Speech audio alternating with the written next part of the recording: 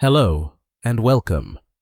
This is Beyond Earth Stories, where time slows down and the Earth begins to remember itself. If you're listening tonight, find a quiet space. Let the world outside fade for a while. Close your eyes and let your breath fall into rhythm with something older. Older than sound. Older than the stars that light your window. Because before there was light, before there was life, there was Earth dreaming itself into being. It's strange, isn't it? How every stone, every wave, every gust of wind around us carries an echo from a time before anything had a name. Tonight, we'll drift back to that silence, to the first heartbeat of a planet. I imagine the beginning as darkness, not the darkness of night, but something deeper, a cosmic stillness, a place before beginnings. Then from that stillness, a ripple, a vibration faint at first, like a note forming in the void. Gravity pulls dust and gas together, patient, unyielding. The remnants of ancient stars, fragments of carbon-oxygen-iron, begin to swirl, dance and fuse in a spiral of light. From the heart of that storm, our sun is born, and around it, the leftover stone ice and memory begin to gather. That's where we find her. Earth, not yet blue, not yet calm, not yet alive, but waiting. A newborn world still molten, still trembling beneath the weight of its own becoming. I see it now, a glowing sphere, half shadow, half fire. Its crust is a fragile film, cracking, melting, reforming. Rivers of magma stretch like veins across its surface. Volcanoes rise and collapse in seconds. The air above it is thick metallic, full of poison and lightning. No oceans, no continents, no sky, only motion. It is chaos, but not destruction creation in its purest form. The heat is unbearable. The surface glows like a furnace, but somewhere beneath that storm order begins to take shape. The heaviest metals, iron and nickel, sink inward, forming a core. Around it, molten rock churns like a heartbeat. And slowly, the planet begins to separate itself into layers, core, mantle, crust, the anatomy of a living world. I can almost hear it, the low hum of the mantle moving beneath like breath. The Earth is alive, but it does not yet know it. And then, out of that fiery sky, something enormous appears. A collision, a moment that will change everything. A world roughly the size of Mars. Theia strikes the young Earth at an angle. The impact vaporizes both bodies, hurling stone and fire into orbit. The blast is so vast it lights the solar system like a second sun. For a brief instant, there are two Earths, one shattered, one forming again in its own light. The debris gathers. Slowly, silently, the fragments begin to coalesce. And then, the moon is born. Not a separate being, but a piece of Earth herself torn away, now circling back forever. In that moment, Earth and Moon become companions. Their dance begins a gravitational embrace that will last for eternity. The Moon steadies the Earth's tilt, slows its spin, and sets the rhythm of tides that have not yet come. Even before there is life, there is relationship. Time passes millions of years, then tens of millions, in the blink of a cosmic eye. The surface cools, though the fires beneath still burn. The crust thickens, fragile but enduring. Volcanoes erupt not as chaos now, but as rhythm, the heartbeat of a young planet finding balance. Steam rises from fissures, forming clouds thick as stone. For the first time, rain begins to fall. Not for hours, not for days, but for centuries, for millennia. Endless rain. It hisses when it meets the still hot rock carving channels, cooling plains, pooling in basins. Each drop carries a whisper of chemistry, hydrogen, oxygen, carbon building the first molecules that will one day remember how to dream. The sound must have been deafening, rain falling on lava, steam rising in endless pillars, thunder echoing against stone. And then one day the clouds break. I imagine that moment, the first glimpse of a clear horizon. The light of the sun touching liquid water for the first time. The world exhales. Oceans shimmer in the new light stretching across half the planet. The blue of home is born. It is in those oceans that everything changes again. Lightning splits the sky, striking the waves, forcing atoms to rearrange. Simple molecules join, divide, and recombine over and over again, like music learning its first rhythm. And one day, quietly, invisibly, something breathes. Not a breath of air, but a chemical pulse, a spark that separates itself from the chaos around it. It takes energy, converts it, and repeats. It makes a copy. Then another. Life. Not yet as we know it. Not plants or animals, but possibility. I can feel the weight of that moment even now. It is as if the universe for the first time whispered to itself, "I am alive." Millions of years pass. The oceans deepen. The air clears. The surface cools into continents of dark stone, basalt, and granite. Islands rise, drift, and merge again. The first tectonic plates begin to move. The planet's skin shifts with slow grace. The Earth becomes dynamic, no longer static, but self-renewing. Mountains rise and fall like breaths. Oceans expand and retreat. Each movement writes a new line in the story of time. If I stand on one of those first shores, if I could, I imagine silence. A vast humming quiet. The only sounds wind, water, and the slow murmur of rock beneath. No bird calls, no footsteps, just the heartbeat of the world itself. It is a lonely world, but not empty. Beneath the surface, in the warmth of underwater vents, colonies of primitive life thrive. They feed on the chemistry of the Earth's breath, sulfur. Iron carbon, transforming heat into energy. They do not know light, yet only warmth. They do not know time, only survival. And yet, in their persistence, the planet learns endurance. Billions of years will pass before these microscopic beings will give rise to creatures that walk, think, and dream. But everything that will ever live already exists here in potential, in patience, in the silence between tides. As I sit here now telling this story under the hum of rain outside my window, I can almost feel it, that same rhythm, the same pulse that began in molten fire and continues in the quiet of my chest. The Earth is not history. It is happening. Even now beneath your feet, it breathes, turns, and remembers. So tonight, as you listen, let it take you there, not forward, not back, but inward, into the memory of what you already are. You are made of the same dust that once burned in the heart of stars. You are the ocean learning to dream. You are the planet remembering itself. And this is only the beginning. When I think about the Earth, I don't imagine it as rock or dust, but as something living, something that moves, breathes, and remembers. Long after the oceans formed, and long after the first sparks of life began to shimmer beneath the waves, the Earth was still finding its shape. It was a restless world. The surface never stood still. The continents we know now, Africa, Asia, the Americas, they were just whispers of stone floating on a molten sea below. From above, the young planet would have looked alive.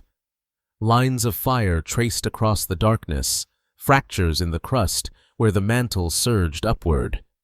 Volcanoes flared like heartbeat pulses.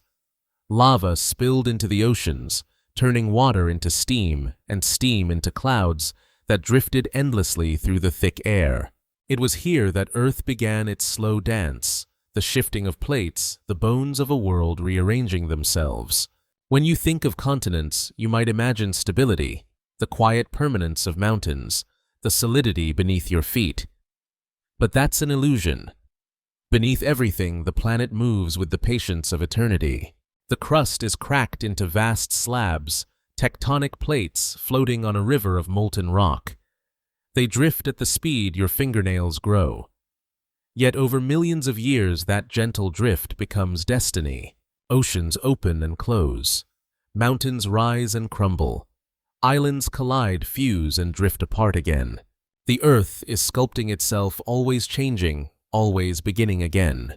If you stood on its surface, then, if such a thing were possible, you would not recognize the world. The land was mostly bare rock, scorched and broken.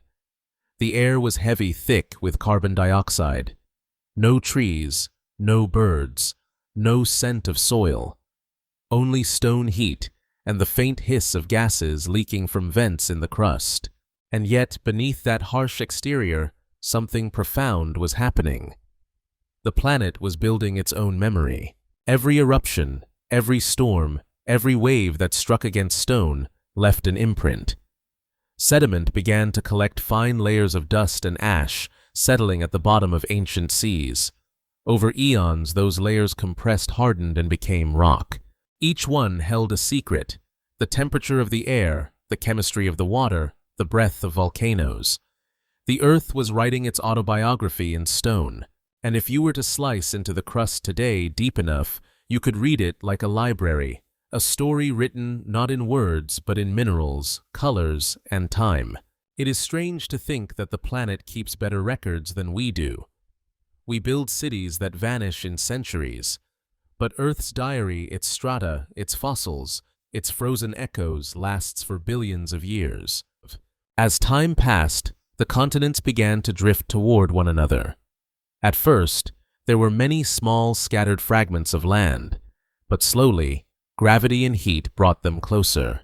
They collided, folded, and merged. This was the birth of the first supercontinent, a world where almost all land was gathered into one colossal mass, surrounded by endless ocean. Imagine standing there at the edge of that ancient shore. The horizon curves with the weight of the world. Waves crash against cliffs of black basalt, steaming where they meet the hot rock. The air smells of metal and rain. Lightning dances across the sky, the earth still remembering its fire. Beneath your feet, the ground trembles. You can feel it, the slow grinding of plates, the deep rumble of magma moving below. It's not destruction. It's the sound of a planet evolving. The mountains that rose then were taller than any we know now. Vast ranges stretching for thousands of miles, glowing at night with rivers of lava. They were born from collision, the way beauty often is through pressure, friction, and transformation. And while the land burned and reshaped itself, the oceans remained patient. They gathered minerals, salts, and elements washed from the rocks. They mixed everything iron, calcium, carbon until the water became a living chemistry set. The first cells thrived here, hidden from the violence above. In the darkness of the deep life adapted to heat, to pressure, to the silent pulse of vents that spewed energy from the planet's heart. I often wonder if those ancient microbes ever felt the world around them, not as we feel, but in their own small molecular way. Perhaps they sensed the currents, the warmth, the faint electric hum of minerals dissolving in water. Perhaps that was the first awareness, not thought, but response. The beginning of perception. Even now, somewhere deep below the ocean floor, life like that still exists, ancient lineages, untouched by sunlight, surviving as they did 4 billion years ago. They are the keepers of the planet's oldest memory. The Earth learned patience from them. Above the waves, continents continued their slow collision. Each impact folded rock upon rock, forging mountain chains that pierced the sky. Rivers carved valleys. Erosion ground the peaks to dust. And in that endless cycle of destruction and creation, the land began to breathe. If you were to watch from orbit sped up 1,000,000 times, it would look like slow, graceful choreography. Continents swirling, merging, breaking apart, then joining again. It's almost musical, like the rise and fall of notes in an ancient symphony. We call these movements plate tectonics, but they are something more. They are the pulse of the Earth. Every tremor, every quake, every shift is part of that rhythm. Sometimes I imagine the planet not as an object, but as a being, in meditation, inhaling as mountains rise, exhaling as they fall into the sea. And within that breath, life continues to unfold, adapting, multiplying, evolving. The first continents became more stable. Rain fell rivers, formed lakes, shimmered beneath volcanic skies. Sediment gathered at their edges, rich in nutrients. Slowly, those waters became the laboratories of complexity. New kinds of cells emerged, ones that learned to harness sunlight to use its energy to build and grow. Cyanobacteria, the architects of air. They began releasing oxygen molecule by molecule into the atmosphere. At first, the gas was poison to many of their kind, but over time, the planet adjusted. The sky, once heavy with carbon, began to clear. The air turned blue. The sunlight, once hidden behind thick clouds, reached the surface more easily. The world was no longer just alive, it was changing itself. The very act of breathing was altering the sky. That's the beauty of this story. Life doesn't just exist on Earth, it shapes it. Every drop of oxygen in your lungs began here in those ancient seas, exhaled by unseen hands billions of years ago. And yet for all this progress, the planet still trembled. Volcanoes erupted in fury.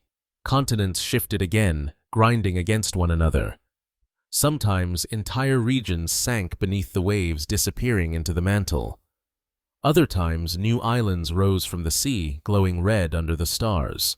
It was a world of both creation and loss, but every loss made way for something new. Even then, before intelligence, before thought, there was balance, destruction and renewal, death and birth, silence and sound. And through it all, the earth continued to hum a deep, endless vibration that still resonates in the rocks beneath our feet.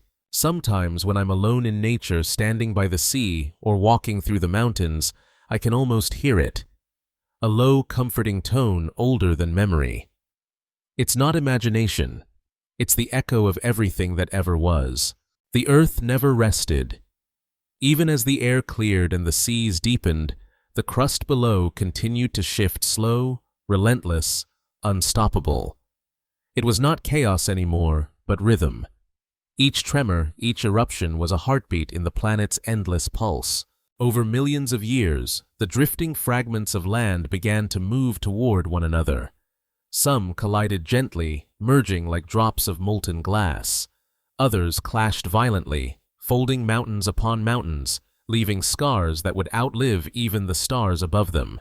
In time, all these wandering continents joined together, forming a single massive body of land, Rodinia. It was the Earth's first great gathering, a supercontinent that stretched from pole to pole, surrounded by an ocean vast and endless. Standing at the edge of Rodinia would have felt like standing at the end of the world. The horizon stretched into silence. The sun hung low in the hazy sky. Waves struck cliffs of black basalt, carrying with them whispers from the deep whispers of life, too small to see, yet powerful enough to change everything. The surface of the land was bare and red iron-rich, scorched by a sun more intense than today. There were no trees to soften the wind, no grass to hold the soil. Storms carved the rock into canyons, lightning etched its memory into the stone, and rivers of mud carried minerals down to the waiting sea. This was the age of transformation, when the planet began to weave itself into something more than fire and stone. Beneath the waves, new kinds of life appeared. They were still simple, single-celled, microscopic, but their diversity grew. Some learned to live in colonies, clustering together for protection, sharing energy and information through invisible chemical whispers. And among them, some began to change the world without even knowing it. They captured sunlight, the same sunlight that burned the empty land above, and turned it into energy. With that energy, they released oxygen. Breath by breath, molecule by molecule, they began to change the composition of the sky. The transformation was slow, unimaginably slow. But over time, the air filled with a new kind of light. The planet's surface, once shrouded in haze, began to glow under a softer, more golden sun. The oceans, now rich with oxygen, turned from green to blue. Iron rusted, falling to the seafloor in vast sheets of crimson sediment. These layers, the banded iron formations, still lie deep beneath our feet. a record of the moment the world learned to breathe. It's strange to think about it, that our every breath is borrowed from this ancient act of creation. The air in your lungs was shaped not by chance, but by the persistence of tiny invisible ancestors who lived and died billions of years ago. Their world was silent, but full of purpose. With oxygen came both life and death. For many early organisms, the gas was poison. It burned their delicate chemistry, tearing apart the fragile structures that had sustained them. Entire lineages vanished, erased in a silent, invisible catastrophe. But others adapted. They learned to use oxygen as a source of energy. They burned it like fire, and with that fire came power. Life had discovered metabolism, the ability to use the planet's own breath to fuel growth and movement. In a sense, the Earth had set itself ablaze with vitality. Above the oceans, the supercontinent Rodinia remained quiet. But deep within its heart, magma churned and pressed against the crust. Slowly, it began to tear apart. Cracks opened like veins, and molten rock spilled outward, splitting the land in two. It was the beginning of a long separation, a cycle that would repeat countless times through history, the making and breaking of worlds. Each time a supercontinent formed, it gathered heat beneath it. Each time it broke apart, that heat escaped in fire and flood. This cycle, the Wilson cycle, became the heartbeat of geological time. From my window tonight, I can almost feel it, a faint tremor beneath the stillness of the modern Earth. It is the same rhythm that began back then, the same slow pulse of a living planet that has never stopped moving. If you could watch from above, over hundreds of millions of years, you'd see the continents drift apart like ships on a dark ocean. They move, collide, drift again, drawn together by forces both physical and mysterious, as if the planet itself longed for reunion. Perhaps that's what we all do, separate and return over and over in search of balance. As Rodinia broke, new oceans opened shallow seas that spread across the edges of the land. These waters were warm, filled with minerals and energy from volcanic vents. Life flourished there, learning new ways to exist, building shells, forming colonies, and beginning the first experiments in complexity. For the first time, cells joined together to become something greater. They specialized, divided labor, built systems of cooperation. It was the earliest hint of multicellular life, the beginning of bodies. Imagine it in the dark ocean, small clusters of cells glowing faintly, drifting like tiny lanterns through the water. Each one a step toward everything that would come, coral, jellyfish forests, and us. The first organisms as we know them were born in those shallow seas. They had no eyes, no nerves, no awareness, and yet they sensed their world. Light, heat, vibration, all became signals. Tiny pieces of knowledge passed between cells. Life was learning to perceive, to react, to think in the smallest way. It is humbling to remember that thought, the very act of awareness, began not in a brain, but in the ocean long before intelligence ever had a name. Meanwhile, the land above began to change. Volcanoes quieted. The skies grew clearer. Rain fell gently, carving rivers that wound across the barren terrain. Over time, those rivers carried the minerals of the land back to the sea, the eternal exchange between solid and liquid, earth and water. And so the cycle continued, rock to dust, dust to ocean, ocean to life. Even in its emptiness, the land had purpose. It was feeding the future. Occasionally, massive asteroids struck, shaking the planet to its core. Each impact unleashed waves of heat and dust that wrapped the sky in darkness for centuries. But life endured. Every catastrophe became a lesson, every scar a memory. The planet was learning resilience, the same resilience that one day would allow forests to regrow after fire, or humanity to rise after loss. There is something deeply human in that. We too are shaped by impact, by pressure, by the breaking and rebuilding of ourselves. Perhaps that is what it means to belong to Earth, to carry within us the memory of survival written in stone. As the eons passed, Rodinia continued to drift apart. New coastlines formed. Deep trenches opened along the sea floor. The magnetic poles wandered flipping direction again and again, leaving invisible signatures in the cooling rocks. The climate shifted too. Some regions grew hot and arid, while others froze beneath endless ice. But through every change, the planet maintained its rhythm, a balance of heat and cold movement and stillness. Eventually, the broken pieces of Rodinia would scatter across the globe, forming smaller continents. And one day, after millions of years, they would drift together again, creating a new supercontinent, Pannotia, and later Pangaea.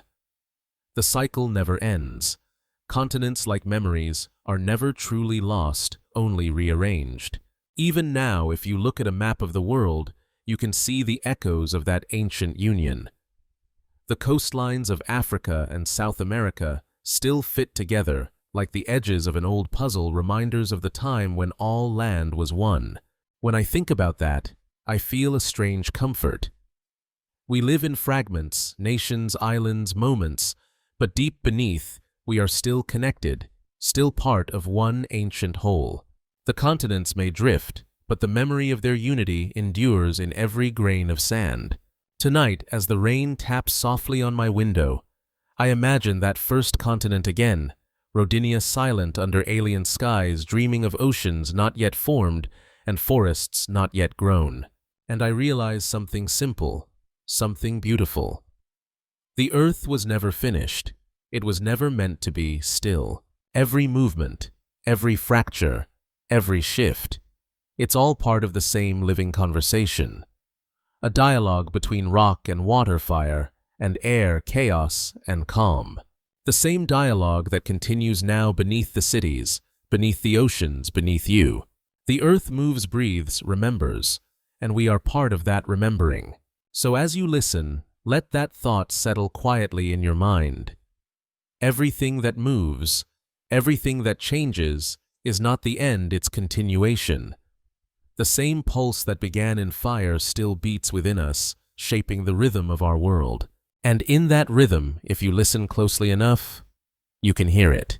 The slow, eternal heartbeat of the earth. The rain outside has quieted tonight, and in the hush that follows, I imagine the world in its awakening warmth. The fires of the planet's youth have dimmed. The air, once choked with ash and lightning, has softened into a golden haze. The oceans have calmed, spreading their blue across the horizon, glimmering beneath a gentler sun. This was the beginning of Earth's long summer, the age when warmth became life's greatest gift. I can almost feel it, the steady exhalation of a planet that had survived its own fury. The volcanoes no longer roared endlessly, though they still murmured quietly beneath the crust. The skies cleared, and sunlight poured freely for the first time in eons. The world was breathing. Every gust of wind carried oxygen, every wave shimmered with the reflection of a young golden star. The air grew thick with water vapor, and warmth a perfect greenhouse. This wasn't the greenhouse of disaster that we fear today. It was balance, a tender, ancient warmth that wrapped the planet like a blanket, keeping it alive in the deep silence of space. The continents were still scattered, floating far apart, but they had settled into their slow rhythm. Their surfaces were no longer barren plains of molten rock. They had begun to change color. Green.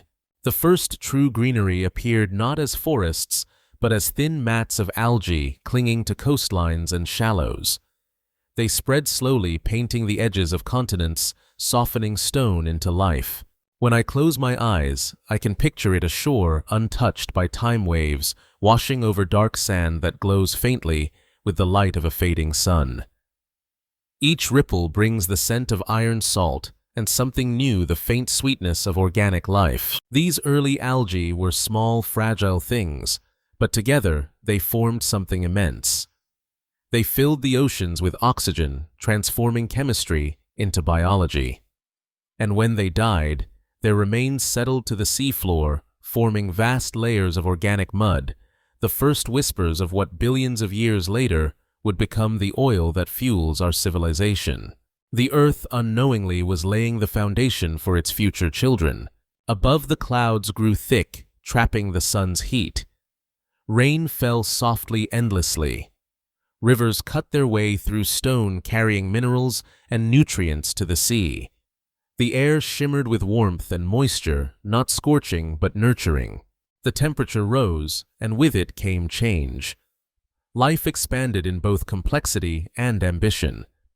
Single cells began to cooperate, building tiny colonies that pulsed and waved beneath the water's surface. They communicated through chemistry, through signals unseen moving together as one.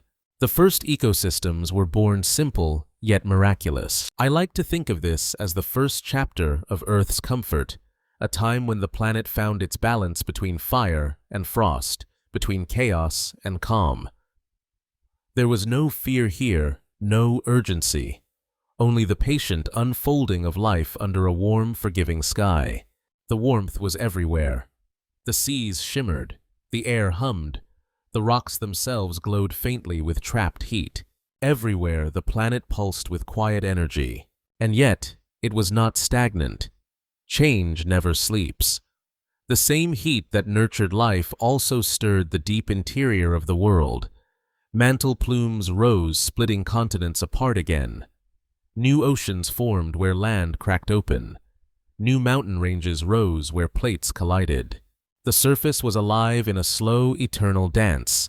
Creation, destruction, rebirth. As I imagine it now, I can feel the slow heartbeat of that ancient rhythm beneath everything. It's the same rhythm I feel when I place my hand against the side of a mountain or listen to the low roar of distant thunder. It's the sound of movement, patient, purposeful, inevitable. And as the earth shifted, life followed.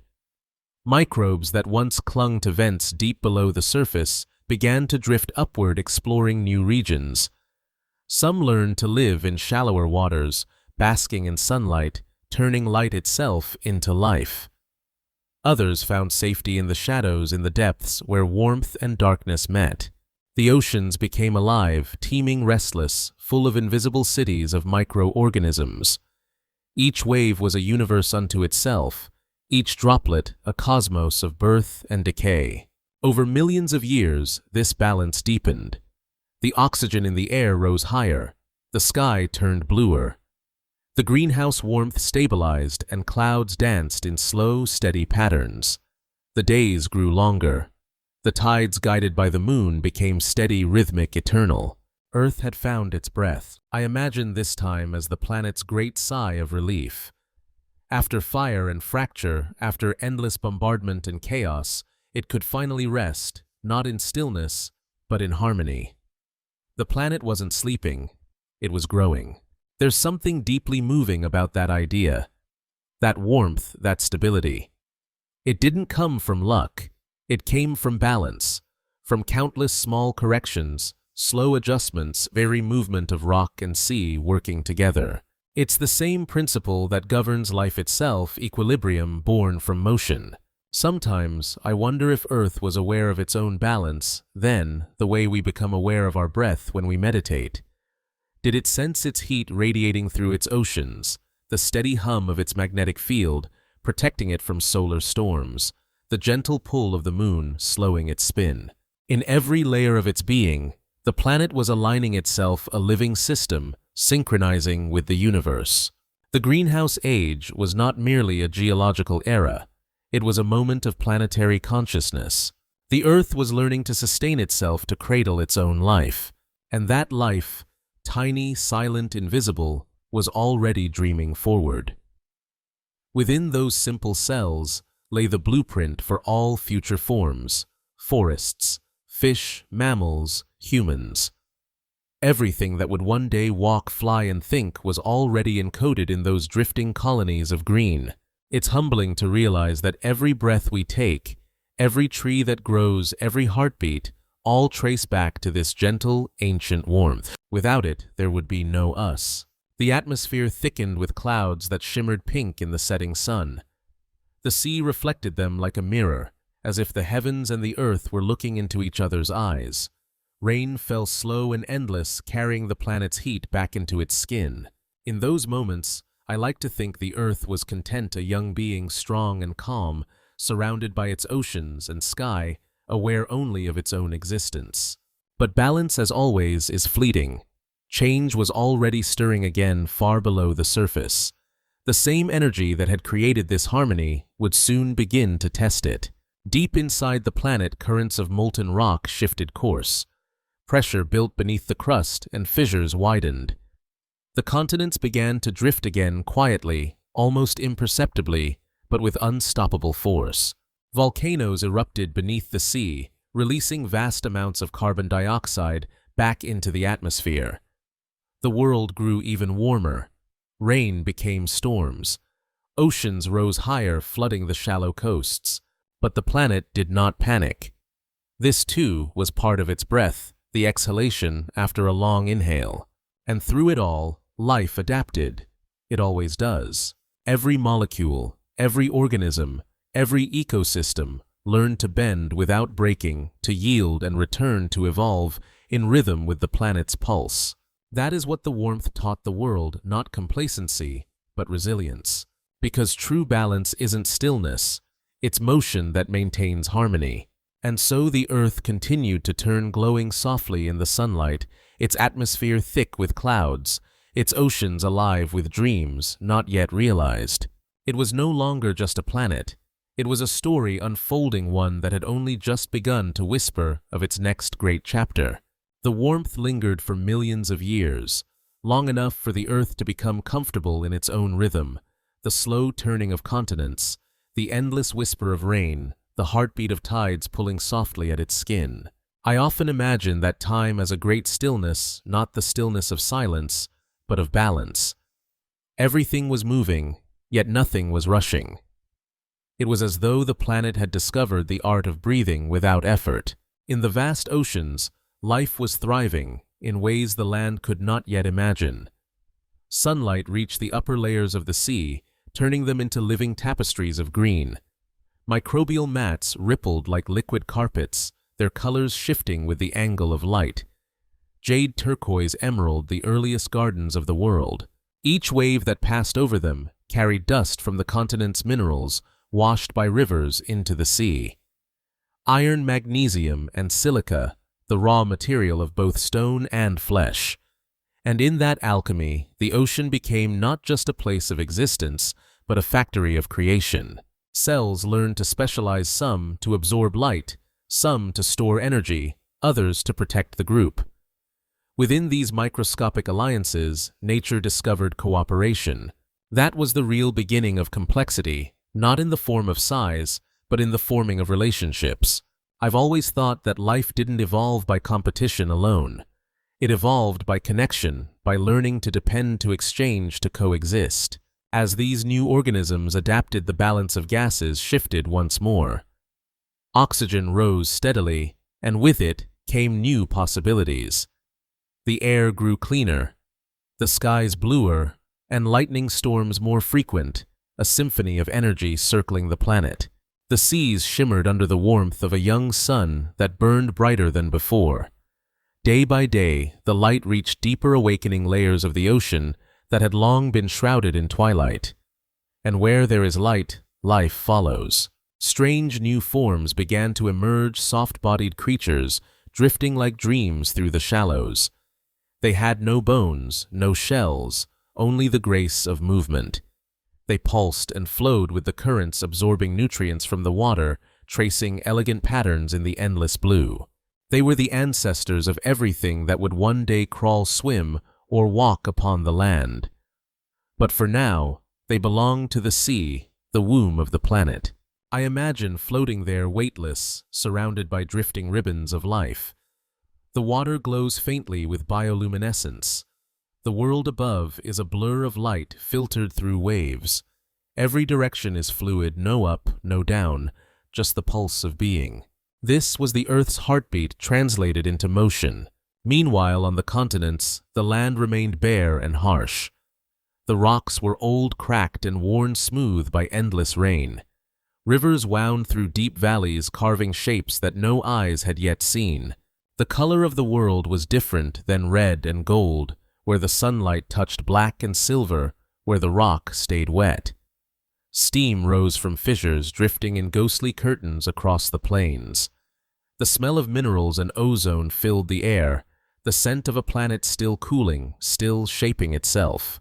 Occasionally, lightning would strike, igniting the carbon-rich soil into brief smoky fires. No one was there to witness them, yet they burned like rituals, the earth offering sparks to a sky that once birthed them. And in the rain that followed, carbon mixed with nitrogen and phosphorus, washing these elements back into the sea. Each storm was a cycle, a lesson, destruction becoming nourishment, chaos feeding creation. The earth was learning to sustain itself, to recycle its own breaths. As time passed, the shallow seas that hugged the continents became nurseries of innovation.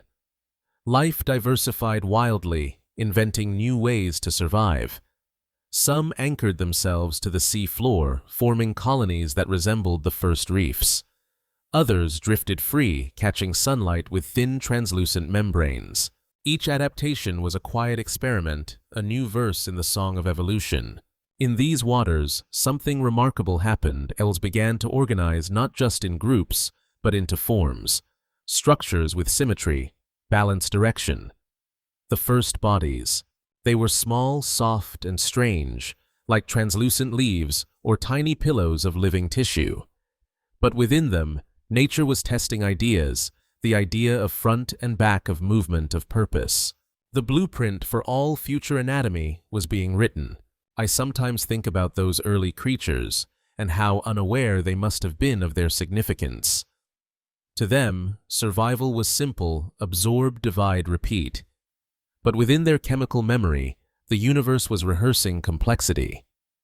Every gesture of theirs would echo through time, shaping the bodies of fishbirds and humans to come. The warmth of the greenhouse world nurtured these beginnings. The seas were stable, the temperature steady. There were no ice caps yet, no deadly winters, only the slow, endless summer of a forgiving planet. The moon's pull kept the tides steady, ensuring that nutrients circulated through every layer of the sea. The planet's rotation had slowed lengthening days and nights into gentler cycles. The world was for the first time truly habitable, not just for survival, but for evolution. And yet, even here in paradise, the seeds of change were already sown. Beneath the ocean floor, volcanoes continued their quiet work. They released carbon dioxide and methane, warming the air above. As life multiplied, it consumed these gases, turning them into oxygen and organic matter. A balance existed, fragile, shifting, alive. Every breath taken by one organism was given back by another. Every molecule of carbon carried a story that began in fire and ended in flesh. This was the first global ecosystem, the first cooperation between Earth and life. Sometimes when I breathe deeply, I think about how that exchange still continues. How the air I exhale will one day be taken in by a leaf or by the ocean. And how in that quiet transaction, I become part of something eternal. The earth has always been a circle of giving, of taking, of becoming. But circles too can widen, shift, and spiral into something new. As the warmth continued, certain parts of the planet began to dry.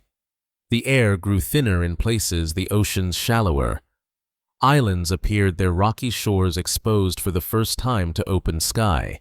And there, in that meeting place between sea and land, life hesitated, then reached out. Tiny films of algae clung to wet stone, surviving between tides. For the first time, living matter touched the solid face of the world. It didn't last long. The air was too harsh, the radiation too strong, but the attempt had been made. The planet had taken its first breath onto land. It would take hundreds of millions of years before that attempt would succeed. But in that brief, fragile moment, the future had already begun. The warmth had done its work. It had nurtured the oceans, stabilized the sky, taught the planet to breathe. Now, it was preparing the stage for the next act, the age of light, color, and movement. The greenhouse age was drawing to a close, but its memory would never fade. Every forest, every field, every human breath that followed was built upon its foundation. When I look at the world today, the shimmering oceans, the soft air, the green horizon, I see its echoes everywhere. We are living inside that same warmth inherited across billions of years, and yet, unlike the early Earth, we have forgotten how to breathe with it. The planet never forgot. Even now, beneath the concrete and noise, its pulse remains steady. The warmth still moves through the air, through the soil, through us. We are part of that same cycle, the continuation of an ancient dream. As night falls, I like to think the earth is still whispering that dream, quietly, patiently, to anyone willing to listen. Not in words, but in waves, in wind, in the soft rhythm of rain. A message as old as fire. Everything changes. Everything continues. Everything breathes together. The rain tonight feels older than weather, each drop like a fragment of memory returning home. It reminds me of that ancient time when the world first turned green. Not the green of gardens or grass, but something deeper, darker, more primal. The green of beginnings. The warmth of the previous age had ripened. The oceans filled them with oxygen and thickened the air with the scent of possibility. Now the land itself began to stir. For billions of years it had been silent, a skin of stone washed and reshaped by the tides. But under that quiet crust, chemistry was preparing its masterpiece. Tiny mats of algae clung stubbornly to the edges of rivers, adapting to the brief moments when the water retreated. Each time the tide went out, they endured dryness a little longer. Each time the sun burned hotter, they learned to protect themselves better. It began as survival. But slowly, it became ambition. These simple organisms, fragile, microscopic, patient, began to evolve the tools needed to live between two worlds. They thickened their outer layers, developed pigments to block the sun's ultraviolet fury, and learned to carry moisture within themselves. And then, one day, they didn't return to the sea. For the first time in Earth's history, life stayed on land. The first true land plants were small, no more than a few inches tall, but to the planet they were giants. Their soft stems glistened in the mist, their bodies trembling in the wind. They had no roots yet, no flowers, no leaves, just thin branching filaments reaching for the light. But the light, that golden ancient warmth, embraced them, and under its patient gaze they multiplied. Soon entire coastlines were covered in carpets of green. Rivers became veined with color, and the dull reds and browns of stone gave way to the first shimmering hues of life. The earth, once gray and barren, began to breathe differently. The air changed. With each pulse of photosynthesis, oxygen rose, spreading across the sky like a slow sunrise. For the first time, the planet smelled of something alive, damp, earthy, rich. I imagine walking through that world barefoot across wet rock. The air would be thick with humidity, the light diffused by endless clouds. Every surface would gleam, every rock, every pool, every growing stem with moisture that never fully evaporated. You'd hear no birds, no insects, only the sound of wind brushing over the new life, the soft hiss of rain on leaves that had never known drought. It was a quiet paradise, one without flowers, without color beyond green and shadow. Yet it was here that the planet learned the art of growth. As plants spread inland, they encountered new challenges: heat, dryness, and the crushing stillness of air. So they invented new ways to survive. Some grew thicker stems to store water. Others developed roots sending tendrils deep into cracks in the rock to draw nourishment from the earth itself. And with roots came stability, the ability to rise higher. Soon the first small forests appeared. Not forests as we know them, no leaves fluttering in the wind, no blossoms reaching for pollinators, but vast groves of spore-bearing giants. Their trunks were dark and ridged their crowns like feathers of green. They grew tall beside rivers and deltas, forming dense walls of vegetation. The air beneath them was heavy and warm, filled with mist and the scent of new soil. This was the Carboniferous. Before the Carboniferous, the dawn rehearsal for everything that would follow. And within these forests, the world changed again. For the first time, shade existed. The sun's light filtered through thick canopies created worlds within worlds. Moisture collected on leaves and dripped in slow rhythms onto moss below. Tiny streams formed between roots, creating miniature landscapes of water and stone. Every drop became a mirror, reflecting the forest above an image of life, looking at itself for the first time. The silence was immense, but not empty. Within it, unseen things moved. Simple insects, soft-bodied and small, crawled across stems and soil. They had followed the plants from the sea, seeking food shelter and air. And with them came the first signs of movement on land, the gentle rustling of legs on moss, the faint trails pressed into mud. These creatures were the Earth's first explorers, the pioneers of a world that had never been walked upon. Their lives were brief, their bodies delicate, but they carried within them the courage of all who would come after. When I think of that time, I don't picture a wild, dangerous place. I picture stillness, a world half asleep, half awake, like a child taking its first breaths. The light dim and diffused, the air thick and shimmering, the ground soft and wet beneath the weight of newborn forests. This was the Earth in its innocence. Each sunrise brought steam rising from the soil clouds, forming and dissolving above endless swamps. Rivers meandered lazily, their waters tinted green from the dense vegetation. The sound of life, a quiet hum, began to fill the air. And beneath the ground unseen, something extraordinary was happening. The roots of plants began to bind with fungi, tiny threads weaving together in mutual exchange. The plants gave sugars. The fungi brought minerals from the stone. It was a partnership, a silent pact. The earth itself became a network of communication, a living, breathing organism that shared resources across miles of forest.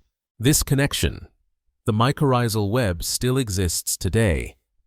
It was born here in these first forests without flowers, and it remains one of the oldest collaborations on the planet. Through it, life learned something fundamental. Nothing thrives alone. Even now, when I walk through modern woods, I can feel the echo of that ancient network beneath my feet, the slow exchange of whispers between root and root, the invisible generosity of the living world. Back then, though, there were no birds to sing through the canopy, no mammals to stir the undergrowth. Only the soft sighing of wind and the slow creak of trunks expanding toward the sun.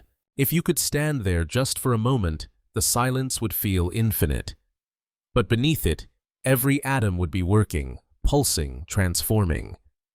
The forest was not quiet, it was alive beyond sound, and in that stillness, something profound was unfolding. The planet's surface, once a desert of stone, was now a living skin. It absorbed sunlight, filtered air, and created soil, a new kind of matter that could hold life. This was the first transformation of land into living memory. For the first time, the earth began to record not just in stone, but in root, stem, and leaf. Every fallen branch, every decayed plant, became a page in the diary of the forest. Layer upon layer, they built the soil we still walk upon today. When rain fell, it no longer scoured the land. Bare, it nourished. When the wind blew, it no longer tore at empty rock, it carried seeds and spores. The land was alive, and it had learned to heal itself. The earth had found its second breath. It was a world without flowers, yet full of beauty. Every fern, every moss, every spore-bearing giant stood as a testament to persistence, to the quiet courage of growth. The forests were not just places of life. They were sanctuaries of time, vast breathing cathedrals, where the planet's patience could be heard in the rustle of leaves that never truly slept. And as I sit here now with the rain returning softly outside my window, I realize how much of that ancient stillness still remains within us. Every breath of oxygen we take comes from that moment when the world first turned green and began to dream upward. We are made of the same breath, the same sunlight, the same memory. And if you listen closely enough in the hush of night, you can still hear it, the faint sound of leaves that never knew flowers, whispering across the ages. The sound of the earth learning to grow. The first forests deepened. Roots spread wider, stronger. The land that had once been barren stone now pulsed with hidden life beneath its surface. The earth for the first time had veins. Rivers ran through them carrying sediment and memory. Rain fell endlessly, and the forests drank, exhaled, and drank again. Each drop that touched the soil began a conversation between sky and earth. The air grew thick, not heavy, but full. Every breath contained the scent of green things, of minerals, rising through root and stem of water, evaporating and returning as mist. If you could breathe it in, truly breathe it, you would taste life itself. The forests expanded across continents, pushing into valleys, climbing low hills, creeping toward the coasts. They changed the planet more than any mountain or storm had ever done. For the first time, the land cooled under the shade of its own creation. The balance shifted. Oxygen filled the sky. Carbon retreated into the soil, locked away by the quiet work of roots and decay. The Earth's air, once toxic, became a gift. The colors deepened. Under the dim, ancient sun, the greens glowed almost blue, and the sky turned a softer hue, washed clean by endless photosynthesis. It was as if the planet had taken a deep breath and for the first time exhaled peace. But peace on Earth has always been a fragile thing. The very abundance of the forests gave rise to change. When plants grew tall, they cast shadows. And in the shadows, new worlds were born. Fungi, silent and unseen, began to thrive beneath the canopy. They consumed what fell leaves, branches, entire trunks, breaking them down, returning their essence to the soil. It was a slow, sacred process, death becoming life again. The forest had invented memory. Every fallen leaf was a lesson, every rotting stem a contribution. And in that slow decomposition, something extraordinary happened. Soil began to store energy. Each season, the layers grew deeper, carbon-rich, dark, soft as breath. It was the first true soil on Earth. A new kind of matter, neither rock nor living flesh, but something between a bridge between what had been and what could be.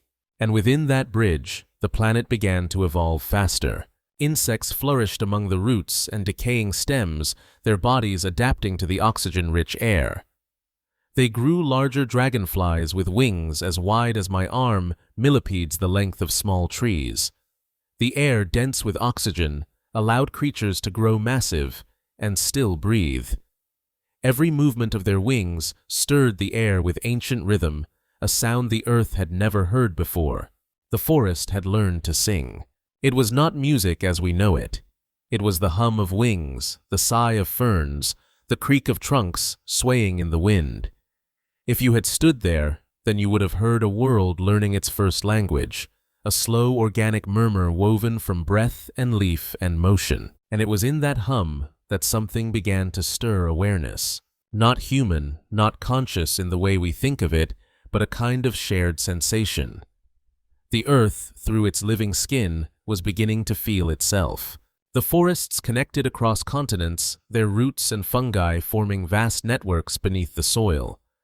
Signals passed through them, chemical, electrical, alive. When one part of the forest was damaged, another responded. When one tree grew tall, it shaded others, and the balance adjusted. Every action had consequence, every growth an answer. This was intelligence before mind, the first neural network of nature. It is humbling to think that long before brains or language, the planet already knew how to communicate. It didn't need sound. It didn't need speech. It only needed the quiet exchange of life itself. Sometimes when I walk in modern forests, I close my eyes and imagine that same conversation still happening beneath my feet. I can almost feel it, the faint pulse of information flowing through the roots, a heartbeat older than humanity. And I realize the earth has never stopped talking. We simply forgot how to listen. As the forests grew denser, They shaped the air in ways no storm or volcano ever could. Each breath of theirs cooled the planet slightly, and slowly, imperceptibly, the world began to change again. The carbon they drew from the sky didn't disappear. It went underground, buried under layers of soil and sediment. Over millions of years, those layers compressed and hardened, turning into coal. The forests were writing their story not only in air and light, but in stone. Even now, every vein of coal deep beneath our cities is a fossilized memory of that age, a message from the first forests whispering, "We gave you this warmth, use it wisely." The cycle of creation and destruction continued. Storms toppled trees, rivers flooded valleys, lightning split trunks open, setting the undergrowth ablaze. But fire, too, became part of the forest's language. Each flame cleared the old making room for new growth. Each ashfall nourished the soil. Even destruction had purpose. That was the lesson of the early Earth, that balance is not the absence of chaos, but the harmony within it. In time, the forests reached their peak. They stretched across continents, their canopies thick enough to block the sky. Rivers ran dark with tannins, rich with the flavor of fallen leaves. The air was dense, moist, heavy with oxygen and the smell of resin and rain. Life once confined to water now flourished everywhere. The land which had once been silent stone now echoed with sound, the hiss of insects, the drip of condensation, the faint crackle of distant thunder. The planet had found its rhythm, slow, pulsing, alive. I like to imagine the Earth then as an enormous living heart, each forest a chamber through which its lifeblood flowed, oceans as arteries, clouds as breath, everything moving together, everything necessary. There was no distinction between one life and another, only the great continuity of existence. But deep beneath that lush surface, a quiet tension was building. The Earth was never meant to stay still. Its continents, restless and patient, continued their slow drift. And with their motion came change. Volcanoes returned not in endless eruption as before, but in deep, thunderous intervals. They spewed carbon dioxide back into the atmosphere, warming the planet once more. The balance of gases shifted. The air grew thick again. The greenhouse breath returned, but now it met resistance forests that had learned to hold the air to temper the heat. The result was not destruction, but transformation. New ecosystems formed. Different plants adapted to the warming climate, some growing taller, others retreating to cooler valleys. Diversity exploded 1,000 forms of green, each learning its own way to endure. In this subtle dance between fire and growth, the Earth perfected itself. Each eruption, each storm, each fall of ash was a note in a song that never truly ended. Sometimes when I watch lightning flash through a modern forest, I feel like I'm seeing that same song continue unchanged after hundreds of millions of years. Every cycle of creation leaves behind its echo. Every echo a whisper that becomes part of the next. The Earth's story is not written in chapters, it's sung in rhythm. Back then, there were no eyes to see it, no ears to hear it, but the song still played. Through wind, through root, through rain. It was not a symphony of instruments, but of existence. The forests before flowers were the planet's great rehearsal. They were not the final act, but the overture.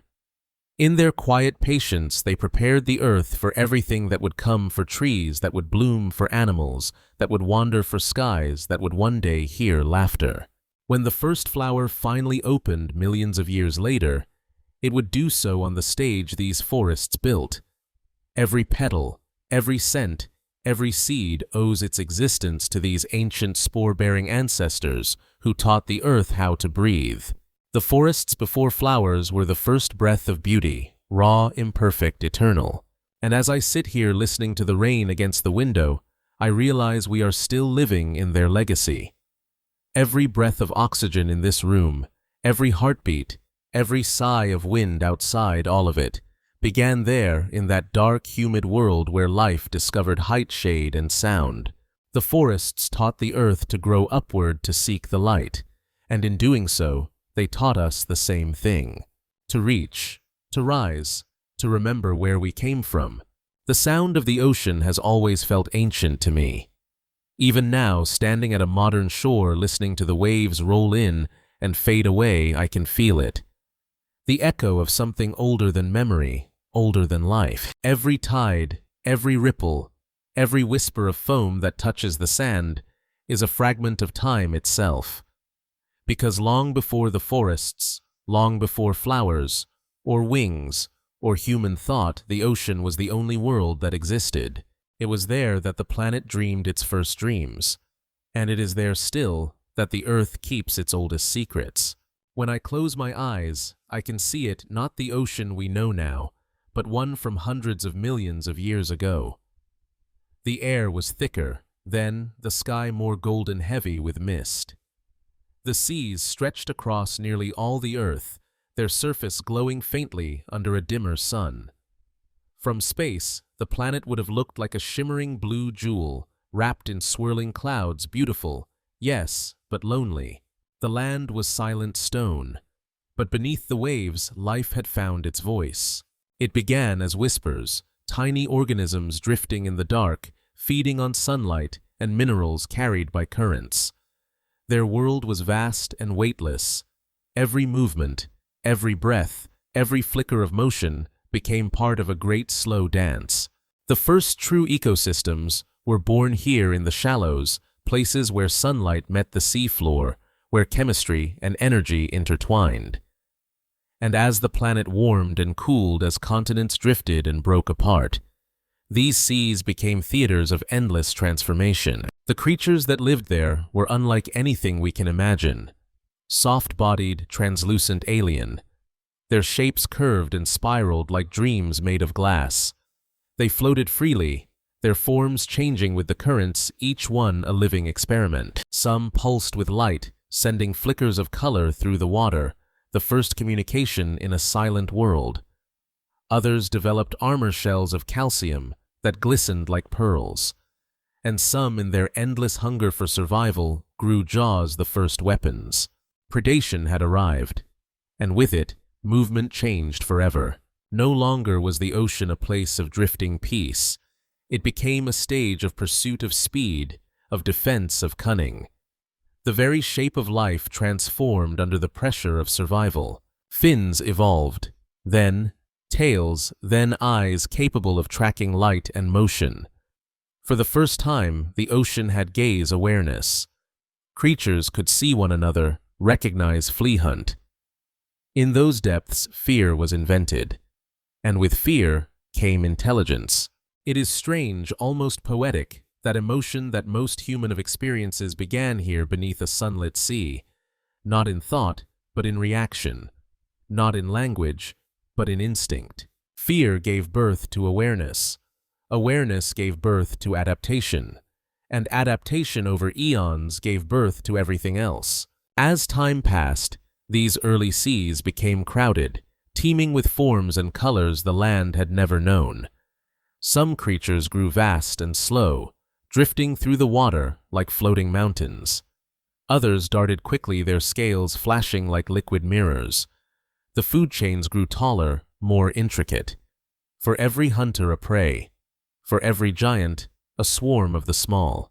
The ocean had created balance not through peace, but through endless motion. And through that motion, it became memory. Every life that ended sank to the floor, joining the sediments below.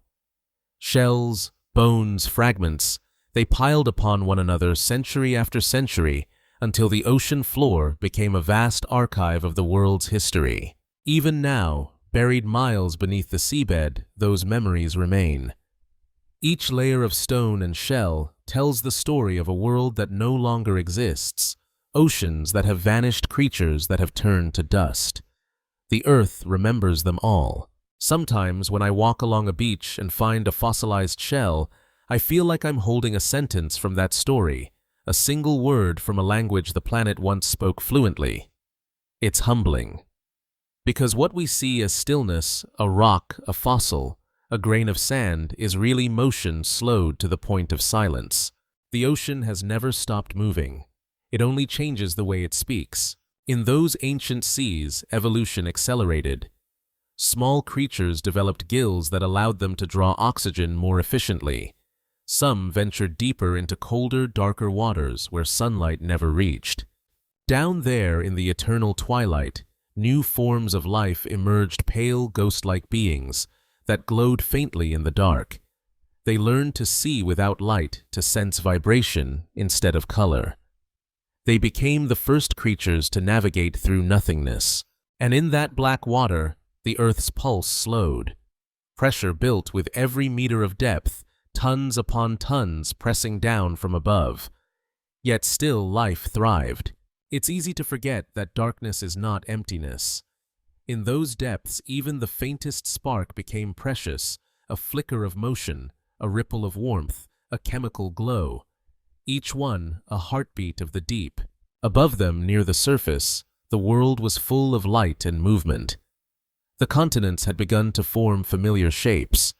Rivers carried minerals to the ocean, fueling plankton blooms that turned entire seas green. The atmosphere thickened with oxygen feeding life below. The oceans began to sparkle not just with sunlight, but with the faint glow of bioluminescent creatures. It must have been a sight beyond beauty, the night ocean glowing from within a galaxy mirrored beneath the waves. Every movement of water was a symphony. Currents carried warmth from the equator to the poles, ice melted and refroze, and through it all, life followed. Migration. The first journey began. Creatures learned to move with the seasons, to follow the invisible trails of food and temperature. For the first time, the planet had travelers. I wonder if in their way they felt wonder not as thought, but as instinct. The pull of the currents, the call of the deep, the endless horizon. Maybe that was the first form of curiosity. And perhaps that same curiosity lives in us, in our longing for exploration, for movement, for the unknown. Because the ocean was our first teacher. We are made of its salt, its minerals, its patience. Every cell in our bodies still carries a memory of that ancient sea. The way our blood mirrors its chemistry, the way our hearts beat in rhythm with the tides.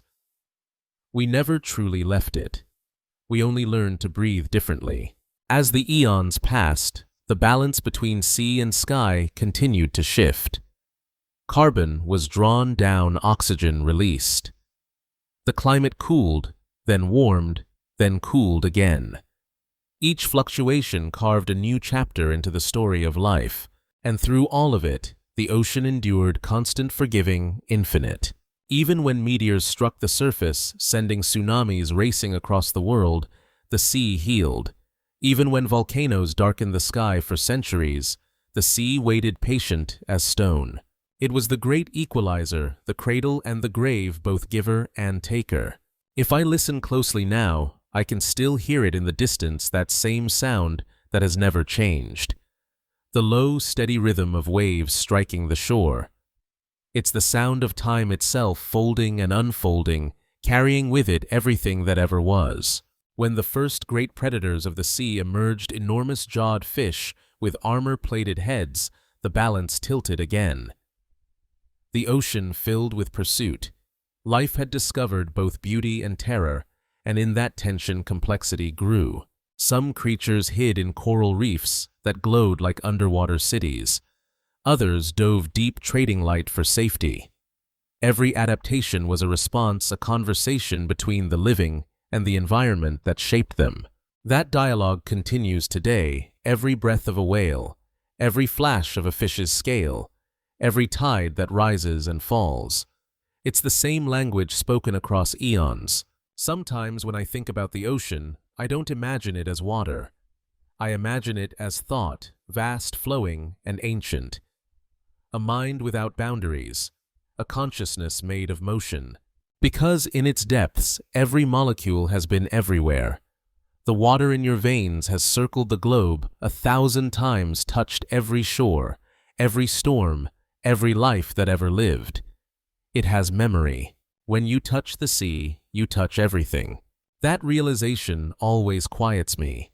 It makes me small, but in a comforting way, as though being small is exactly what I was meant to be. Just one ripple in an endless tide. The ancient ocean was never just a place. It was a presence, a spirit of the planet vast and unending, patient beyond measure. It watched mountains rise and crumble, watched the sky change color, watched continents drift apart. It carried the ashes of volcanoes and the dust of stars, dissolving everything into its eternal blue. And yet, within that infinity, it gave birth to individuality, to form, to motion, to purpose. From formlessness came pattern, from silence song, from depth consciousness. That is the paradox of the sea, that from its endless sameness comes infinite diversity. We owe it everything: our air, our blood, our sense of rhythm, our capacity for wonder. The ocean taught the earth how to live, and it never stopped teaching. Even now, billions of years later, when waves touch the shore beneath my feet, I feel its message still. Soft, enduring, alive. And I know that somewhere in the deep, where light cannot reach the giants of that forgotten world, still echo not in body, but in pattern, in DNA, in the quiet heartbeat of the planet that never forgot where it began. The ocean remembers, and through it, so do we. The deeper I drift into the memory of those ancient seas, the darker they become. Light fades, replaced by a soft, endless blue that deepens into shadow. The surface is only a dream up above a shimmer of forgotten sunlight. Down here, life moves differently, slower, quieter, heavier. This is where the giants lived. Not giants like we imagine them. Not beasts of myth or monsters of fantasy, but the first truly immense creatures the earth ever produced. Their bodies were built not from ambition, but from adaptation. The oceans were rich with oxygen, their pressure vast but steady. Here in the cradle of stability size became strength. I picture them armored fish, with heads like iron jaws lined with primitive teeth, bodies gliding through the murky green water. They were called placoderms. They ruled the Devonian seas, a world we might call alien if it weren't our own past. Their armor was not just protection.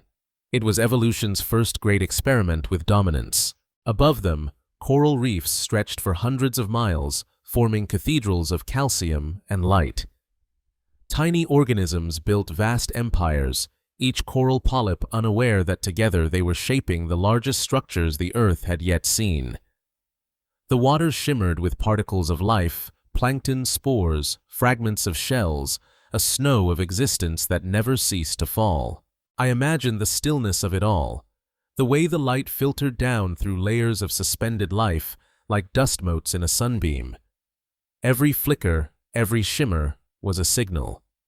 Every current, a messenger.